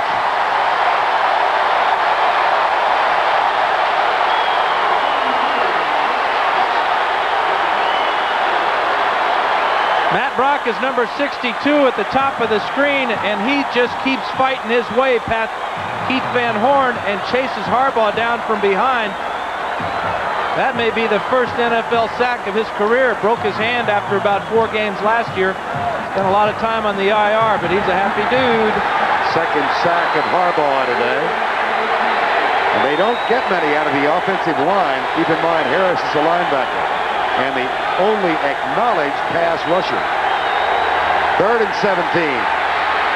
Harbaugh chased by Steven. Goes deep, incomplete.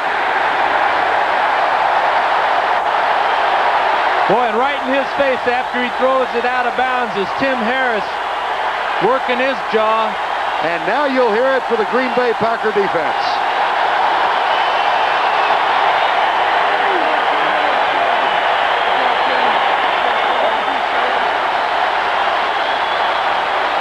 You couldn't ask for a better start of the second half if you're a Packer fan. Or a worse start of a second half if you're a Bear fan. Buford has to kick into a wind, which has subsided a little bit. But Jeff Query, who has great speed, waits for it at the 50. He returned 5 for nearly 15-yard average last week. Nice high punt. Query at the 48. To the 44-yard line. As they had a right return set up. 17-10. Time has been called with 8:18 to go, quarter number 3. 8 minutes, 18 seconds to go, 3rd quarter. Green Bay with good field position at the Chicago 44-yard line. Has been a complete contrast. Baseball scores, Pittsburgh leading, and the Mets are trailing. The Dodgers out in front of Cincinnati. They're only 4.5 back, and San Francisco and Houston scoreless in the first inning of play. 1st and 10, Green Bay. Quick drop, Perry Kemp. And Perry Kemp with the first down at the 31-yard line. Donnell Wolford with the tackle. And Kemp injured at the 30. Yeah, it looked like he got his head jammed on the down on the grass there. Tackle by Wolford. This is really a well-executed quick hitch for the Packers. Dilweg gets this ball off long before Kemp even turns his head around. The ball is right there. Let's see how he gets hurt. Yeah, he got the forehead right on the turf there. This guy, Perry Kemp, he's been the hittee of the year a couple of times in the NFL. Last week against the Rams, he really took a shot from one of the safeties. This time, it's Mother Earth that hits him. Last week, he had 6 catches. Really kind of a, I don't mean to be disparaging when I say nondescript, but he's not a well-known receiver. He just hangs on to his job, with Sterling Sharp gathering so much attention at the other wide receiver spot. And he's caught 48 balls the last 2 years. He has the knowledge of Lindy's system, was with him in the USFL and with the Cleveland Browns. Well, he's apparently all right. Now Jeff Query has taken his place, the second-year man from Milliken. He's wide to the right, and Sharp is split top of your screen. 1st and 10. Packers at the 31. Another short drop by Dilweg, and he's hit. Gets away, fumble, and Jim Morrissey recovers for the Bears. That's the 3rd turnover for the Green Bay Packers and the 2nd fumble for Dilweg in the game. This is the 2nd fumble he's lost, but he has dropped the ball a couple of other times. One was recovered by Mandrich, and the whistle was blown on the other attempt. Perry should have made that tackle. Probably good thing he did, because Trace Armstrong came by, knocked the ball away, and Jim Morrissey has the fumble recovery. But Dilweg has to learn that presence. The only way he learns it is through experience. Got to be a little bit disappointed. Well, if you're a lip reader, you know he wasn't happy. 1st down at the 29. 17-10. Handoff. Neil Anderson, chased by Johnny Holiday. Biggest play offensively for the Bears today. A gain of 30 yards. All right, this is the left guard, Mark Bortz. Watch him pull and make an outstanding block here for Neil Anderson. Right on Murphy, right in the hole, and now Anderson is into the secondary, and he's close to going all the way. The angle by Johnny Holland is all that saves the Packers that time. 62 yards on 17 carries for Neil Anderson. And the Bears have a first down at the Green Bay 42. 7.5 to go, third quarter. And Chicago leads it 17-10.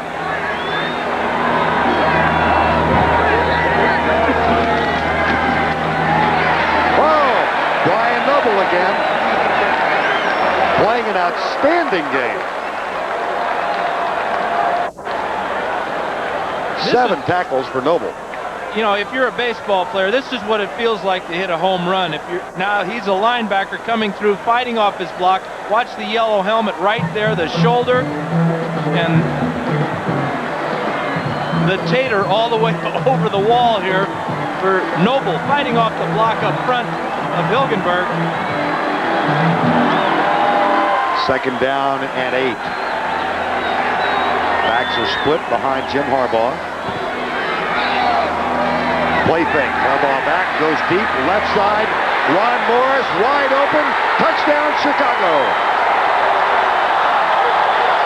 Jerry Holmes short, Murphy deep. Beat them both. Well, when you're running the ball well, you can run play action pass. Look at Holmes is looking in the backfield. I gotta believe Murphy's eyes were in the backfield as well. As he's late, this is his responsibility, that half of the field. And that's a beautiful pass by Harbaugh to Morris. And the Bears capitalize again on another Packer turnover. The 3 Packer fumbles have led to 3 Chicago touchdowns. This time a 40-yard touchdown pass, Jim Harbaugh to Ron Morris. With 6:32 to go, third quarter, the Chicago lead is out to 14 points. With the exception of those few thousand Chicago Bear fans who managed to get tickets, a relatively quiet crowd now as the Bears strike from 40 yards out and take a 24-10 lead. Here's Vince Workman jumping high for the kickoff and tripped up as he gets near the 30-yard line, a 16-yard return. David Tate with the tackle, number 49. Don Macowski expected that he might play today, and his team now down 24-10. Anthony Dilwig still in. You get back to Lindy's decision to play Dilwig. He told us yesterday that he feels that players make decisions for coaches by their performance. And Dilwig has had kind of a good and bad performance so far today. Well, the bad part has been 2 fumbles. Recovered by the Packers. The other fumble was a Woodside fumble. All 3 fumbles resulting in Chicago Bear touchdowns. The Bears have outscored the Packers 24-3 because of those turnovers. The brighter side of things is that Anthony Dilwig is 12 of 19 for 116. And he'll throw on first down. Sterling Sharp overthrows. William Perry supplying pressure. That's Tim Harris getting tape job on the knee. He has about 15 stitches on the outside of that left knee. A boating mishap earlier in the week, out celebrating his birthday party or something like that, and ran aground. Ran his boat up onto a sandbar in Green Bay. A little Gilligan's Island in him. Second down and 10. 24-10, Chicago. Dilwig. That one's dropped by Woodside. Sean Gale and Donnell Wolford. Yeah, things are starting to unravel a little bit for the Packers. Dilwig misses Sharp over the middle, and now Woodside drops a sure completion here. Nothing wrong with this pass. but Woodside dropped a couple of balls last week and was benched in that second half. So he's having trouble where he usually is outstanding. 3rd and 10. This is what they call the flush formation, 4 wide receivers, and Haddock's the running back. 3 of those wide receivers to the right side. Stunts by the Bears defense. Nice pass. Oh, Dilweg laid it into Clarence Weathers at the 50. A 20-yard gain, first down. This is such a difficult pass for the quarterback because he has to loft it over linebackers but drop it before the ball gets down to the secondary. There it is over the top there. Sean Gale is a little bit short of getting to that ball, but Clarence Weathers finds the spot in the zone and Dilweg delivers. Weathers a plan B acquisition this year by the Packers. Brent Fullwood in the backfield now. On 1st and 10 from the 50, Fullwood for the handoff. Gain of a couple. Well, the Packers have just not had any success in the first 2 weeks of the season running the ball. Their longest run last week was about 31 yards from Vince Workman on a draw play, but they're not getting any consistency at all with Fullwood running the ball or Haddox or anybody else. Woodside had a nice drive to start the ball game, but we haven't seen much of him either. Matter of fact, prior to this drive, Dan, the total 46 yards in the ground for Green Bay. 2nd and 7 now. That's Keith Euchre with the bandage around his forehead.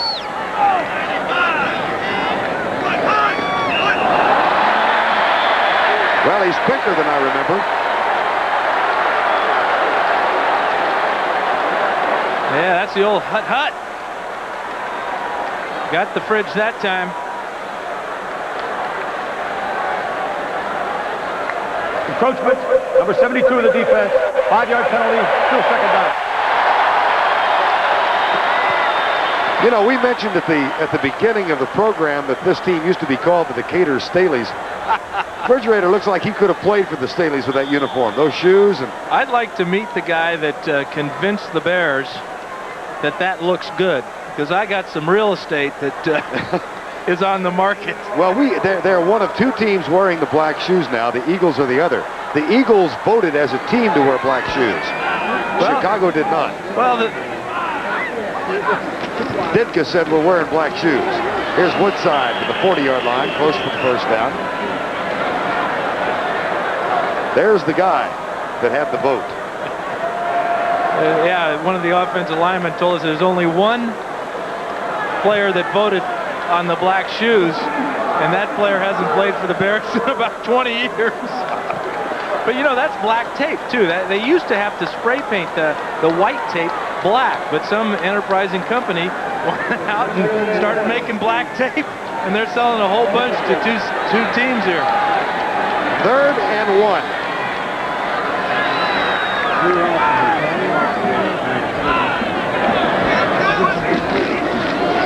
Fullwood got it. That's a first down at the 38. The Packers do sustain the drive. Well, elsewhere in the league, what's happening? Phoenix is playing at Philadelphia. Let's go back to New York. Here's Greg Gumbel. Well, Vern, the Eagles are getting a pretty tough fight from the Cardinals today. A 14-14 tie snapped right here. Randall Cunningham 2 yards to Heath Sherman, and it's 21-14 Eagles. Back to Vern and Dan in Green Bay. Hi, Greg. Our score 24-10, 3:10 to go, quarter number 3. Packers are driving now with a first down at the 33-yard line. Dilweg and West, the big tight end, but a flag is down. That may bring it back. West, who had 2 touchdown grabs last week. Holding.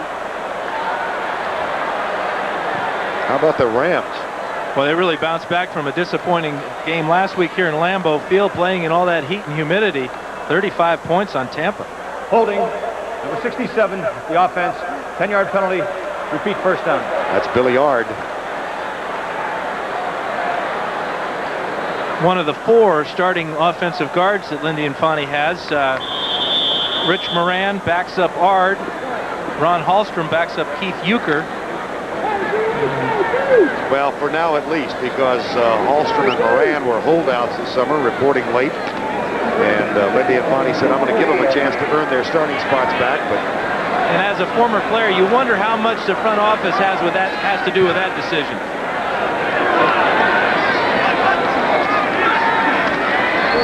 Dillwig. Nice pattern to Perry Kemp. They got some back to the 35-yard line. David Tate makes the tackle, number 49. That's really smart football, getting some of it back, as you said, Vern. Here they are, 1st and 20, and they don't try to get it all back in one down. Picking up about 12 or 13 on that play, that brings up a very normal 2nd and 7 situation. Perry Kemp with the catch. Kemp has got 3 for 35 yards now. Sterling Sharp has caught 3. It's a 24-10 ball game with 2:15 to go, 3rd quarter. 4 wide receivers in for the Green Bay Packers. 4-man rush, stunts by the Bears. Dillwig, 1 hopper, incomplete. 4th down, 3rd down. Intended for Sterling Sharp. What a start he's had in 2 years, Sterling Sharp. 3 catches today, 90 last year. As a matter of fact, Sharp is off to one of the quickest starts ever for a 2-year player. 90 receptions last year after 55 his rookie year. And if you go down the list of the all-time great receivers in the league, he's caught more in 2 years than anybody else ever in their starts. The impressive thing is he improves from 1 touchdown his rookie year to 12 last year. Those are Jerry Rice type of numbers. 3rd and 7.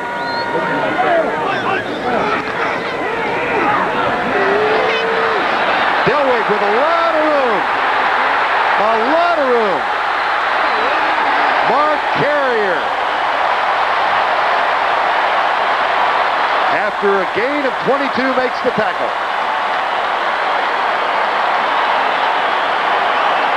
Now watch how all the action goes this way. We got receivers and everything and linemen coming this way. And now Dillwig sees the whole field open up.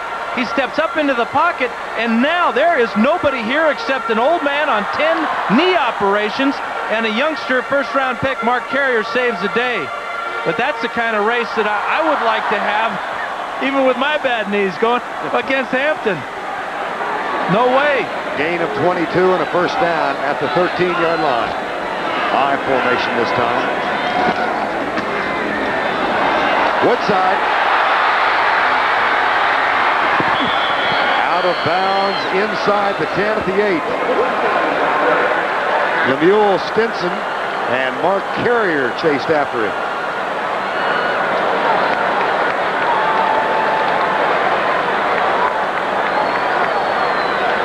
Final minute, quarter number 3. Now this is just what the Packers needed to get back in this ball game. That long run from Dillwig really has got them fired up. This will be the 12th play of the drive. 2nd and 4. 2nd down and 4.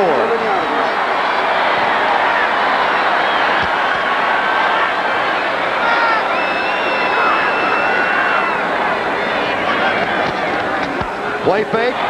Oh, he had to get rid of it. Flag is down, roughing the passer on Ron Rivera.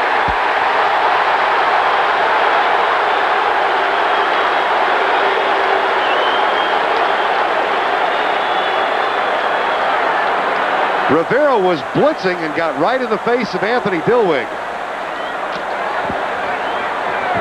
Let's take a look at it, see exactly why Rivera gets called for this. Well, maybe he doesn't get called for it. They're going to call intentional grounding. That's the call. Against Dillwig. Oh, boy. That's a clean hit from Rivera. Nothing wrong with that. The Bears have been very effective blitzing the Packers today, and this one really is a fortunate call for the Bears because it appeared that it was going to be roughing the passer, but when you look at it again, there's no way. That was a clean hit from Rivera. It was a clean hit, but did he throw it away, Dan? There's the action here, and there is nobody outside here. You do have Woodside on the right of your screen, number 33, but they call intentional grounding on Anthony Dillwig. Bring it in, Martindale. You wonder if that's a veteran quarterback if they make the same call. I doubt it. They look for the shovel pass. It's not there. And if he threw it away before, what do they call this?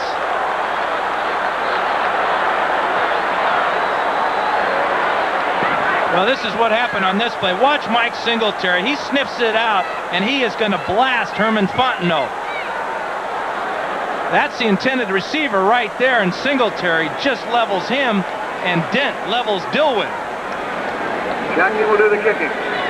And after that unfortunate series for the Packers, Chris Jackie is on to kick it out of Don Bracken's hole. 37 yards out.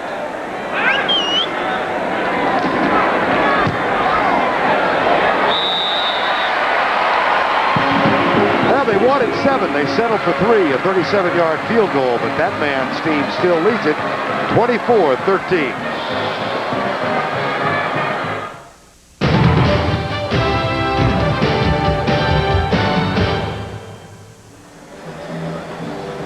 A 22-yard run by Anthony Dilweg sets up a 1st and goal, but that intentional grounding takes the Green Bay Packers out of field position. They settle for a field goal. They trail 24-13.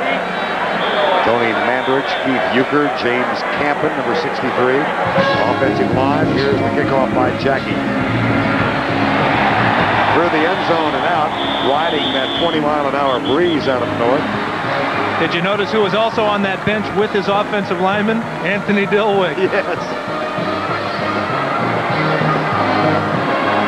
The thing about Dilweg is he's been counted out a couple of times today, but he keeps coming up with good drives and making the big play. What that tells me about this young man is he likes to compete. So does Don Macowski, who continues to warm up in hopes of. Checking out the clock, wondering when he's going to get in the game, if ever. 1st and 10, Chicago leading 24-13. Final 19 seconds of the 3rd quarter. Toss to Neil Anderson. Well, this Green Bay defense has done a good job. They've given up only 2 big plays today, a 30-yard run by Anderson and a 40-yard pass. Other than that, Packer defense has played well. That's the end of the 3rd quarter with our score. The Green Bay Packers 13, the Chicago Bears 24. Our coverage continues after this message from your local station. You're watching the NFL on CBS. We begin the 4th quarter from Lambeau Field in Green Bay, Wisconsin. Chicago out on top 24-13. They have the football 1st and 10 at their own 20. Vern Lundquist with Dan Fouts. 2nd week of the 1990 season. 2nd down and 10 from the 20. Jim Harbaugh has gone the distance at quarterback. Dennis Gentry out of the backfield. Pressure coming. Gentry makes the catch. Tiger Green rides it out of bounds, and that's good enough for a 1st down. Well, if you just tuned in, let's bring you up to date on how the scores have evolved. Woodside from 10 yards out. That followed a Jerry Holmes interception of a Harbaugh pass. Green Bay on top by 7. Then the Bears came back.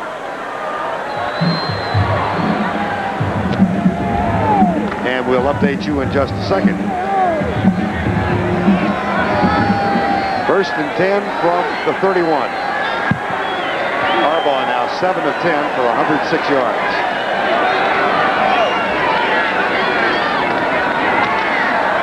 Drills it to Gentry. That's a gain of 9 to the 39 in front of Jerry Holmes.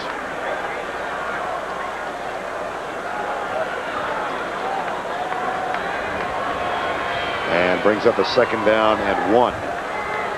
The Bears are playing very efficient football right now. Last week, Harbaugh was over 70%. He's over 70% right now. And the plan is good. It's very conservative, and yet they're getting the right mismatches. They're getting Gentry out there against the safety. They're using his skills, and Harbaugh is delivering. 2nd down and 2. Brad Buster has checked back into the lineup. Out since early in the game with blurred vision. Ron Morris in motion. Anderson, no. Brian Noble again. What a big day he's had.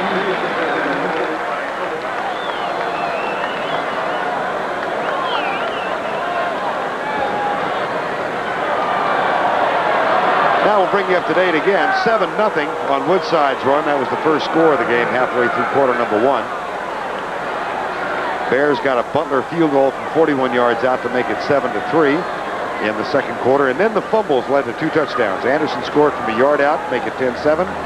Following a fumble recovery at the 15, Harbaugh scored from 2 out. That gave them a 10-point lead. Jackie's field goal with 8 seconds left in the half made it 17-10 at halftime. And in the third quarter, Morris caught a 40-yard toss from Harbaugh. That followed, by the way, another fumble recovery. And Chris Jackie's 37-yard field goal at the end of the quarter narrowed the margin to 24-13, and that's where we stand right now. Tony Mandarich and Don Macowski. There's a couple of million a year. 2.5 million a year. Yeah, and only 1 million is working today. There's $1.5 million sitting and waiting. 3rd and inches.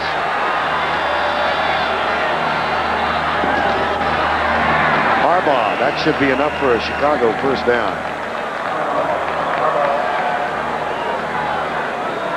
Mike Tomczak once again. Whispers and Dennis Gentry. This time they ran the play in. Well, what Gentry gives the Packers is a lot of versatility because he can line up as a running back and be very happy there. Or he can go out as a wide receiver. And this is probably the happiest Dennis has been in a while because he really likes that role. Seems that every time he's on the field, something significant happens. Saw that Phoenix is coming back. 1st and 10, Chicago. They lead by 11. Harbaugh, left side. Gentry. Mark Murphy and Johnny Holland knock him out of bounds, but yet once again he makes the big play. This time a gain of 23. Well, he just continues to make big plays, as you said, Vern. Here is the all-out blitz. Single covered on the outside. Jerry Holmes will come up, slip down, and now Gentry is in the secondary. And watch the end of this play as he delivers a blow here to Mark Murphy, a la Walter Payton. 23-yard gain, first down, Chicago with 12:04 to go. They lead it by 11, Brian Noble and his Green Bay Packer defensive teammates trying to thwart the Chicago drive.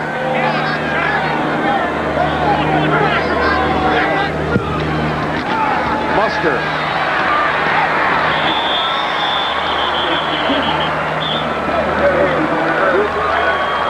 Tim Harris makes the tackle.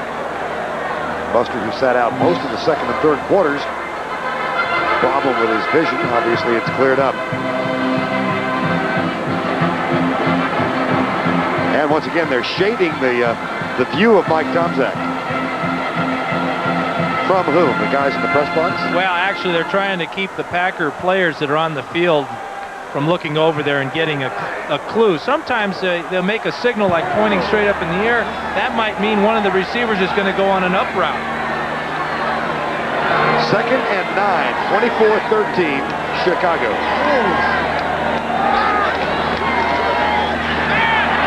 Harbaugh. Out of bounds at the 30, chased there by Scott Stephen, number 54.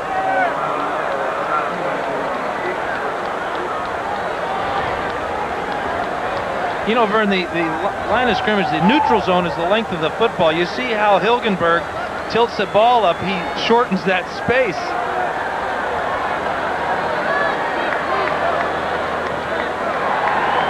Again, the running ability of Harbaugh buys some time and picks up some yardage along the sideline there. The problem here is, though, he goes out of bounds, and it's too early to start talking about managing the clock. But in a game like this, every second counts. And this is a significant play in this ball game. 3rd and 5 from the 30. Neil Anderson, first down, Chicago.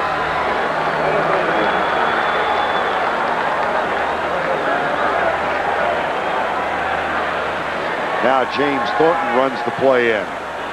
This is a well-designed play. From the outside, you're going to see Wendell Davis come and make the block that will spring Anderson free for the first down.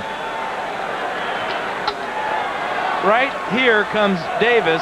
Bang, there's the block. There's the first down.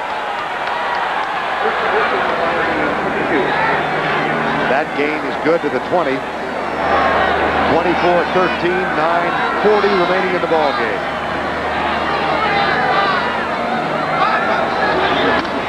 Anderson. They are pulled and led to the left. And Neil Anderson is down at the 16-yard line before Bob Nelson makes the tackle.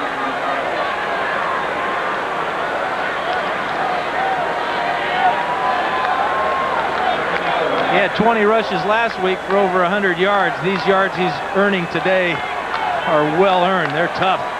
He's up to 71 today on 21 carries, 1,200 yards in the 1989 season.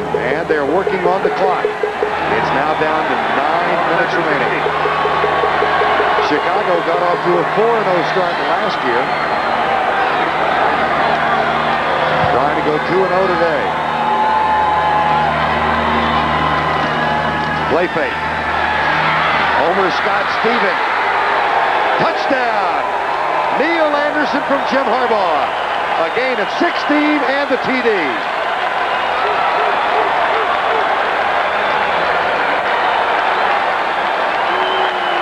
Well, you just can't say enough about the job Harbaugh's doing today. This ball is perfectly thrown right over the linebacker's head, right in the hole in the secondary. Again, Murphy's late coming over on the coverage, and Harbaugh's got another touchdown pass. That's just a beautiful throw, though. He knows that the linebacker won't be able to make the play because he's got his back turned to the quarterback. Butler's extra point is good. And Chicago may have salted the victory. 8:40 remaining. And Jim Harbaugh's touchdown toss has given them an 18-point lead.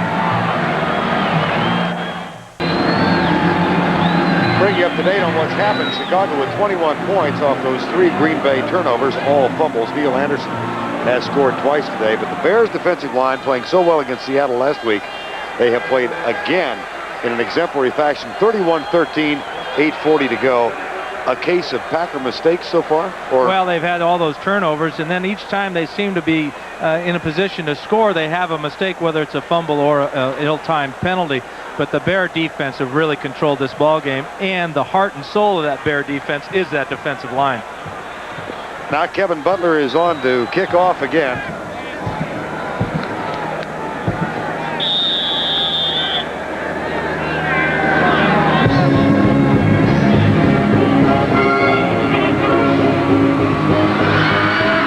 Charles Wilson. And he's out near the 30-yard line. Flag is down.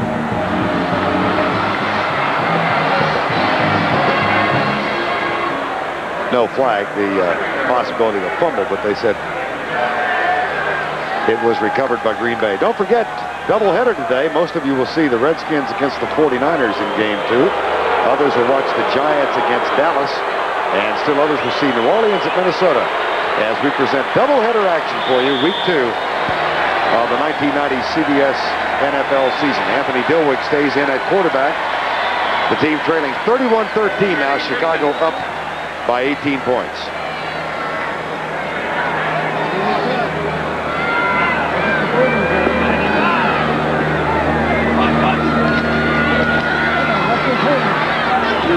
That pass caught at the 39-yard line by Clarence Weathers. Nope, trapped it.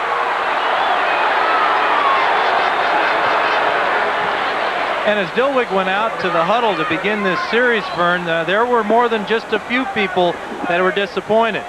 And then the loyal Packer people all cheered. Notice how this ball goes through Weathers and hits the ground.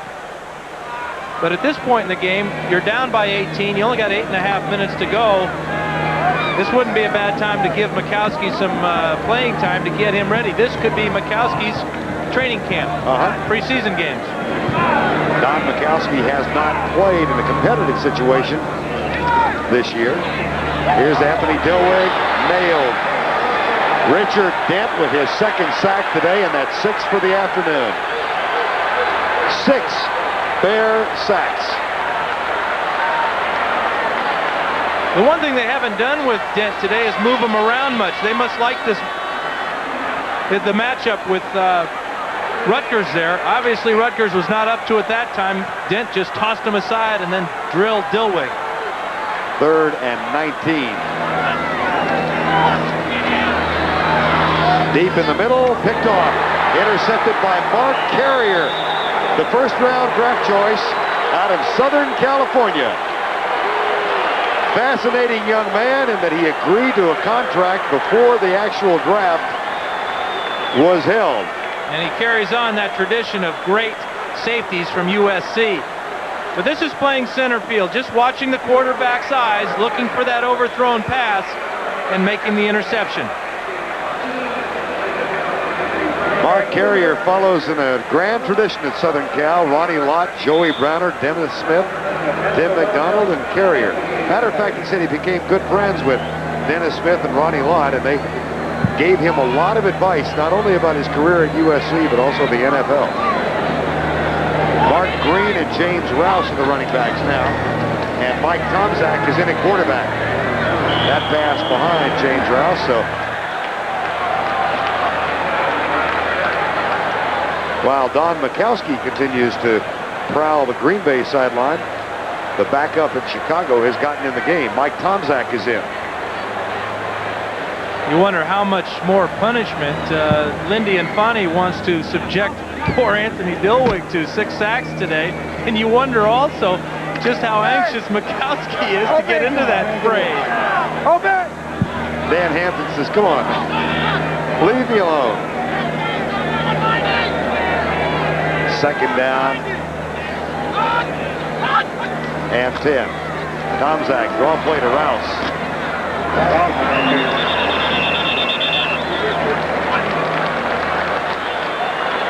Dan, you had a chance about an hour before the game to talk to Dan Hampton, who, as we said, is playing with 10 knee operations.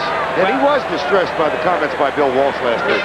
Well, and the thing that how I can relate to Dan Hampton, of course, I played in the league for 15 years, and I've had a number of knee operations myself.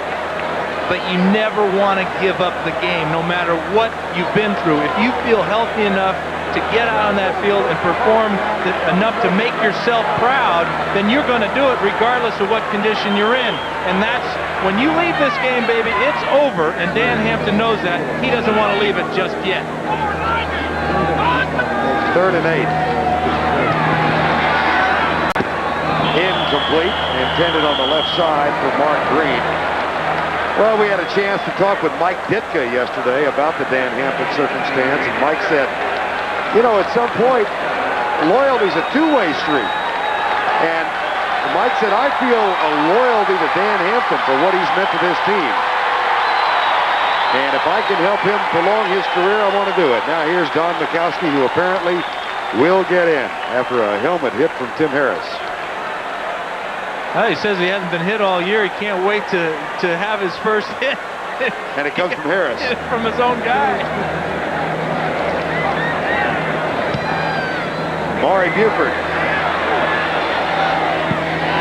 Well, he's not going to have great field position to start, that's for sure. How about the 4-yard line? That's what they call the coffin corner kick. And if you listen closely enough, you'll hear the nails going into that coffin. Neil Anderson with 71 yards and 2 touchdowns today. 1 on the ground, 1 a catch. And here comes Macowski. The roars you hear in the background as time has been called.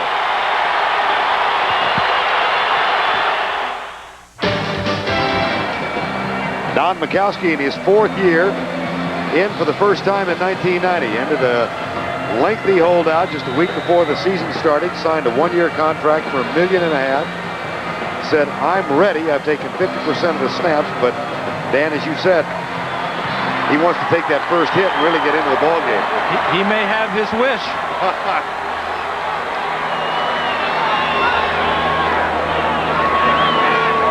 times led the Packers from behind a year ago. Hit from behind. That is a forward pass. Dale Hamer indicating right away that Macowski had been coming forward, and Richard Dent will argue the case now. Yeah, Dent got around Rutgers as if he wasn't even there and just tipped the ball at the last second as Macowski was bringing it forward. Take a look at it, number 95 right here on Ken Rutgers. He gets underneath them. I'm not so sure that's not a fumble. His arm was up, but it was not coming forward. The ball came straight up in the air. But they're going to call it an incomplete pass. That could be arguable, couldn't it? Well, I think they're arguing it about it in the booth next door. They will check the replay right now. Jack Fetty again is the replay official. Somewhere back in there.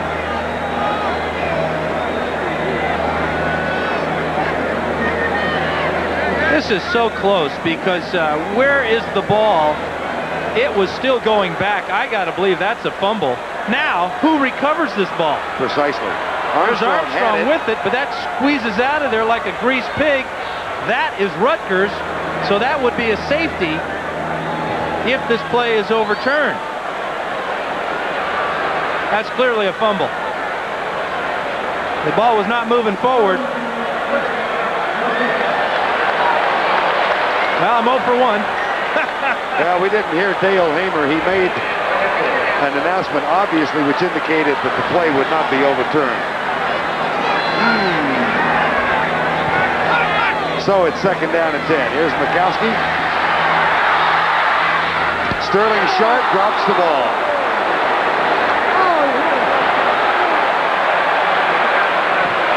And manages a wry grin.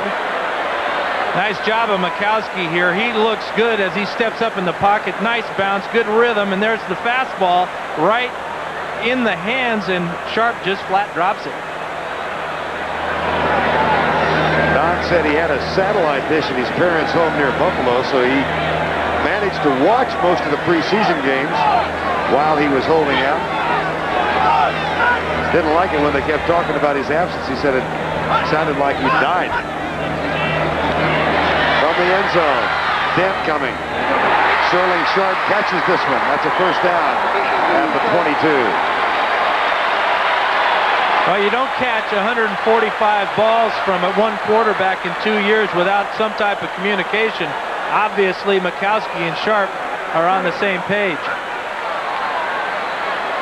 1st down and 10 at the 22. 31-13 ball game. Clarence Weathers leaps up to make this grab.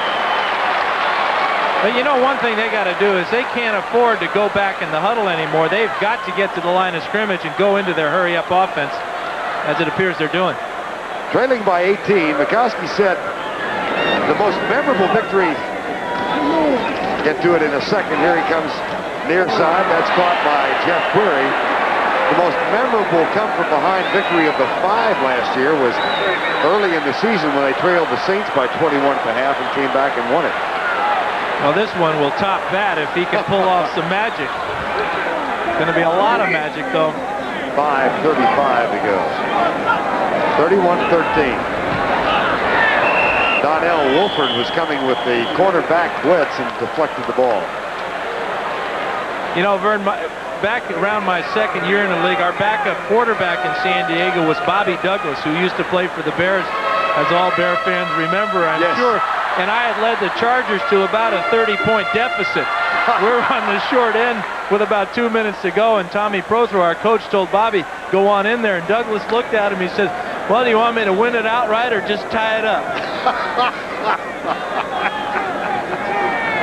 I hope Bobby's watching. Did he run or throw? He did it all. Yeah. Macowski. Fontenot, fumble. But the Packers will maintain possession.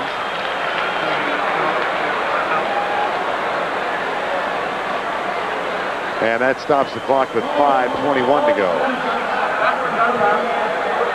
The thing the Bears want to do now is let the Packers complete passes and move the ball down the field, but keep them in bounds. Let that clock run down. Let that clock run out. That was the 6th Green Bay fumble today. 6 times it's been on the ground. They've lost 3 of them. 3rd down and 4 at 5:07 to go.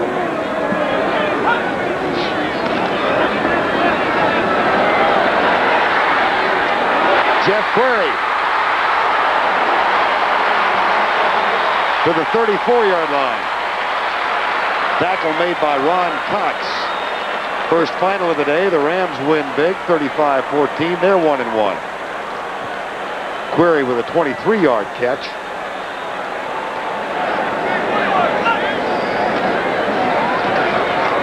Macowski. Hey, he doesn't look rusty, does he? No, he doesn't. One of the things, though, going in his favor is he's going up against a defense that really isn't putting much pressure on him. Right. At least not the pressure that the Bears put on Dillwig. More of a contained type of situation for the Bears. In fact, the Bears have Washington and Ryan in on that defensive line. This time it's Weathers to the 19-yard line. And, of course, they're fighting the clock, which is now down to 4:04 in the ball game. He's got to start throwing the ball in the end zone. He's got to get a score here within the next minute.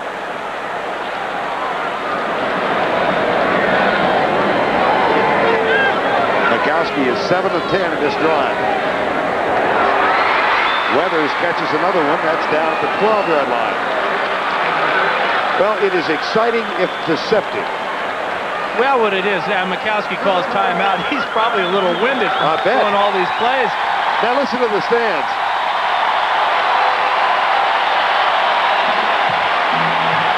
Time has been called. 3 minutes and 43 seconds remaining in the ball game.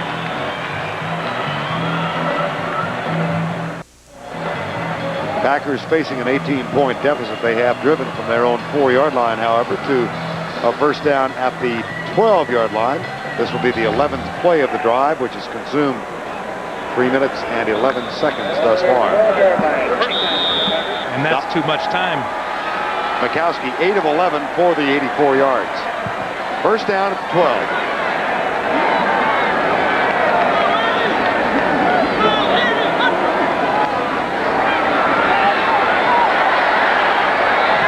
Intercepted. Touchback.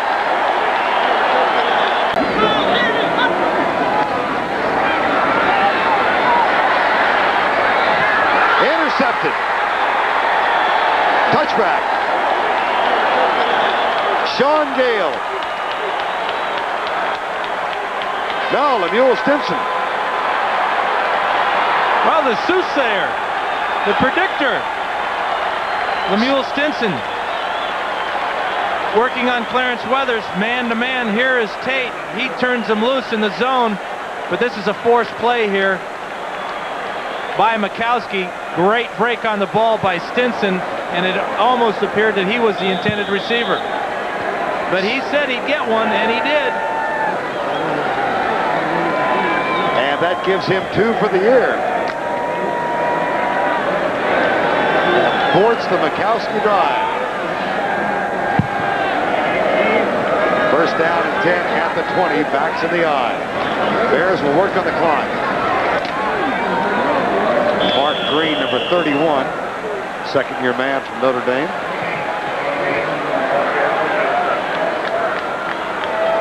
Next up for Chicago, a game at home against the Minnesota Vikings, and then they go out to the West Coast to take on the Los Angeles Raiders. Green Bay will be at home against Kansas City next week before they go on the road for a while. And in just 3 weeks, Vern, these two teams will get back together at Soldier Field. And I got a feeling that Mike Ditka may be seeing a new starting quarterback on the other side of the field in this man, Don Macowski. First game of our doubleheader, and most of you will see Washington-San Francisco game 2. Dillwig is going to be an outstanding quarterback in this league, I believe, and he has done an outstanding job so far. But there's just something about Macowski. Everybody feels it when he goes in the game. There's an electricity that he provides for the Packer offense, and he got some good work in on that last drive. 18-point Chicago lead, 3:24 to go. Second and 4.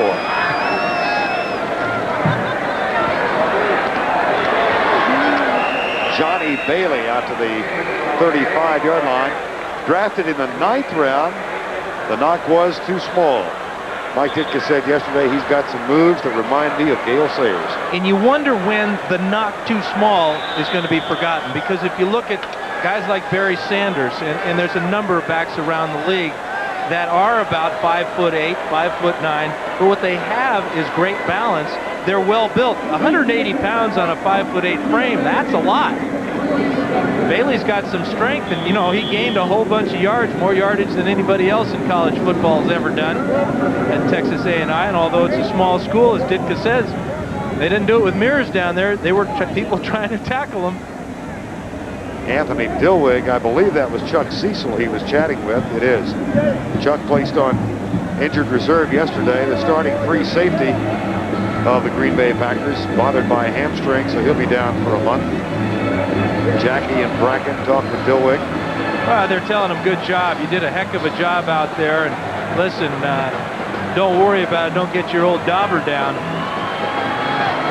But you notice they're both kickers. Is that what happens when you're down 18? You don't see any big offensive linemen or anybody else. Or especially nobody from the defense. All they know is that they're losing by 18. Kickers have no idea what the score is. Packers are down by 18 points, and they are out of timeouts. Green and Rouse in the backfield now. James Rouse out to the 40-yard line, and that'll bring up a second down. I knew one thing. If I was standing on the sidelines and my team was behind by 18 points, and the only people talking to me were two kickers, I was in real trouble. Now the kickers moved away. There's Blair Keel, though. He'll offer some consolation as well. But the Bear defensive line, there's the story today. All those sacks on poor Dilwig. A lot of pressure, opens up a lot of turnovers for the defense. 6 sacks by the Chicago Bears. 2nd and 5. Johnny Bailey again after the 45. And that's going to be enough for another first down. Phoenix has come from behind and leads Philadelphia. How about that? You wonder if that's a case of the Eagles playing down to their competition. The Cardinals were terrible last week against the Redskins, and here the Eagles, everybody thought they'd walk all over Phoenix. Not so. See the Bears emulating Tim Harris with a derisive tint to their gestures. 2-minute warning, 31-13. Chicago leads it. We've got 120 seconds to play. Back in Lambeau Field in Chicago for the final 2 minutes of the game. Bears will win it. They lead at 31-13 right now. Just an interesting footnote to this game. In his 9th year now as head coach of the Chicago Bears, no opposing coach has ever defeated Mike Ditka 3 times in a row. Lindy Infante had a chance. It's not going to happen.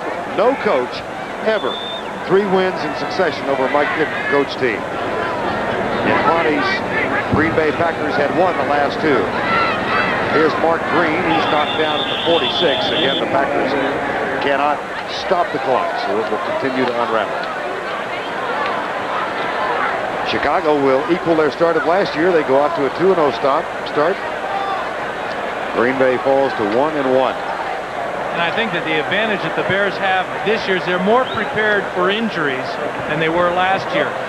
A lot of their youngsters, their first and second year guys have matured, and plus they've also been given a lot of playing time throughout the preseason, last week against Seattle, and we've seen a lot of substitutions today by the Bear defense. So they're ready in case any injuries may happen along. Final score, the Cardinals knock off Philadelphia. Joe Bugle gets his first win. And the Eagles fall to 0-2.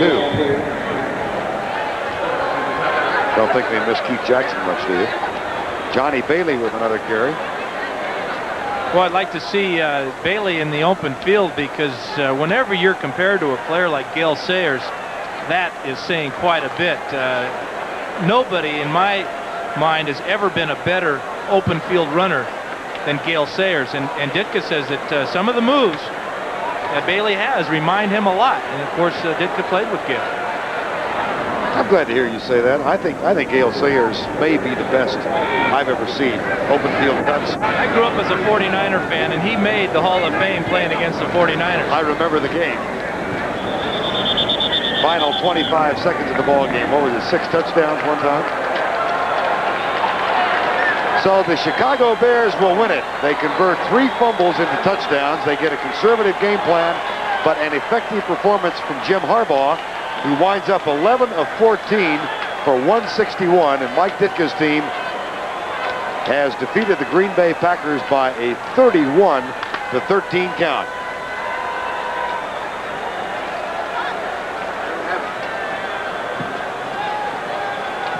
So for Dan Fouts, I'm Vern Lundquist saying so long from Lambeau Field. Our final score, 31-13 Chicago. Stay tuned for the second game of our NFL doubleheader on CBS.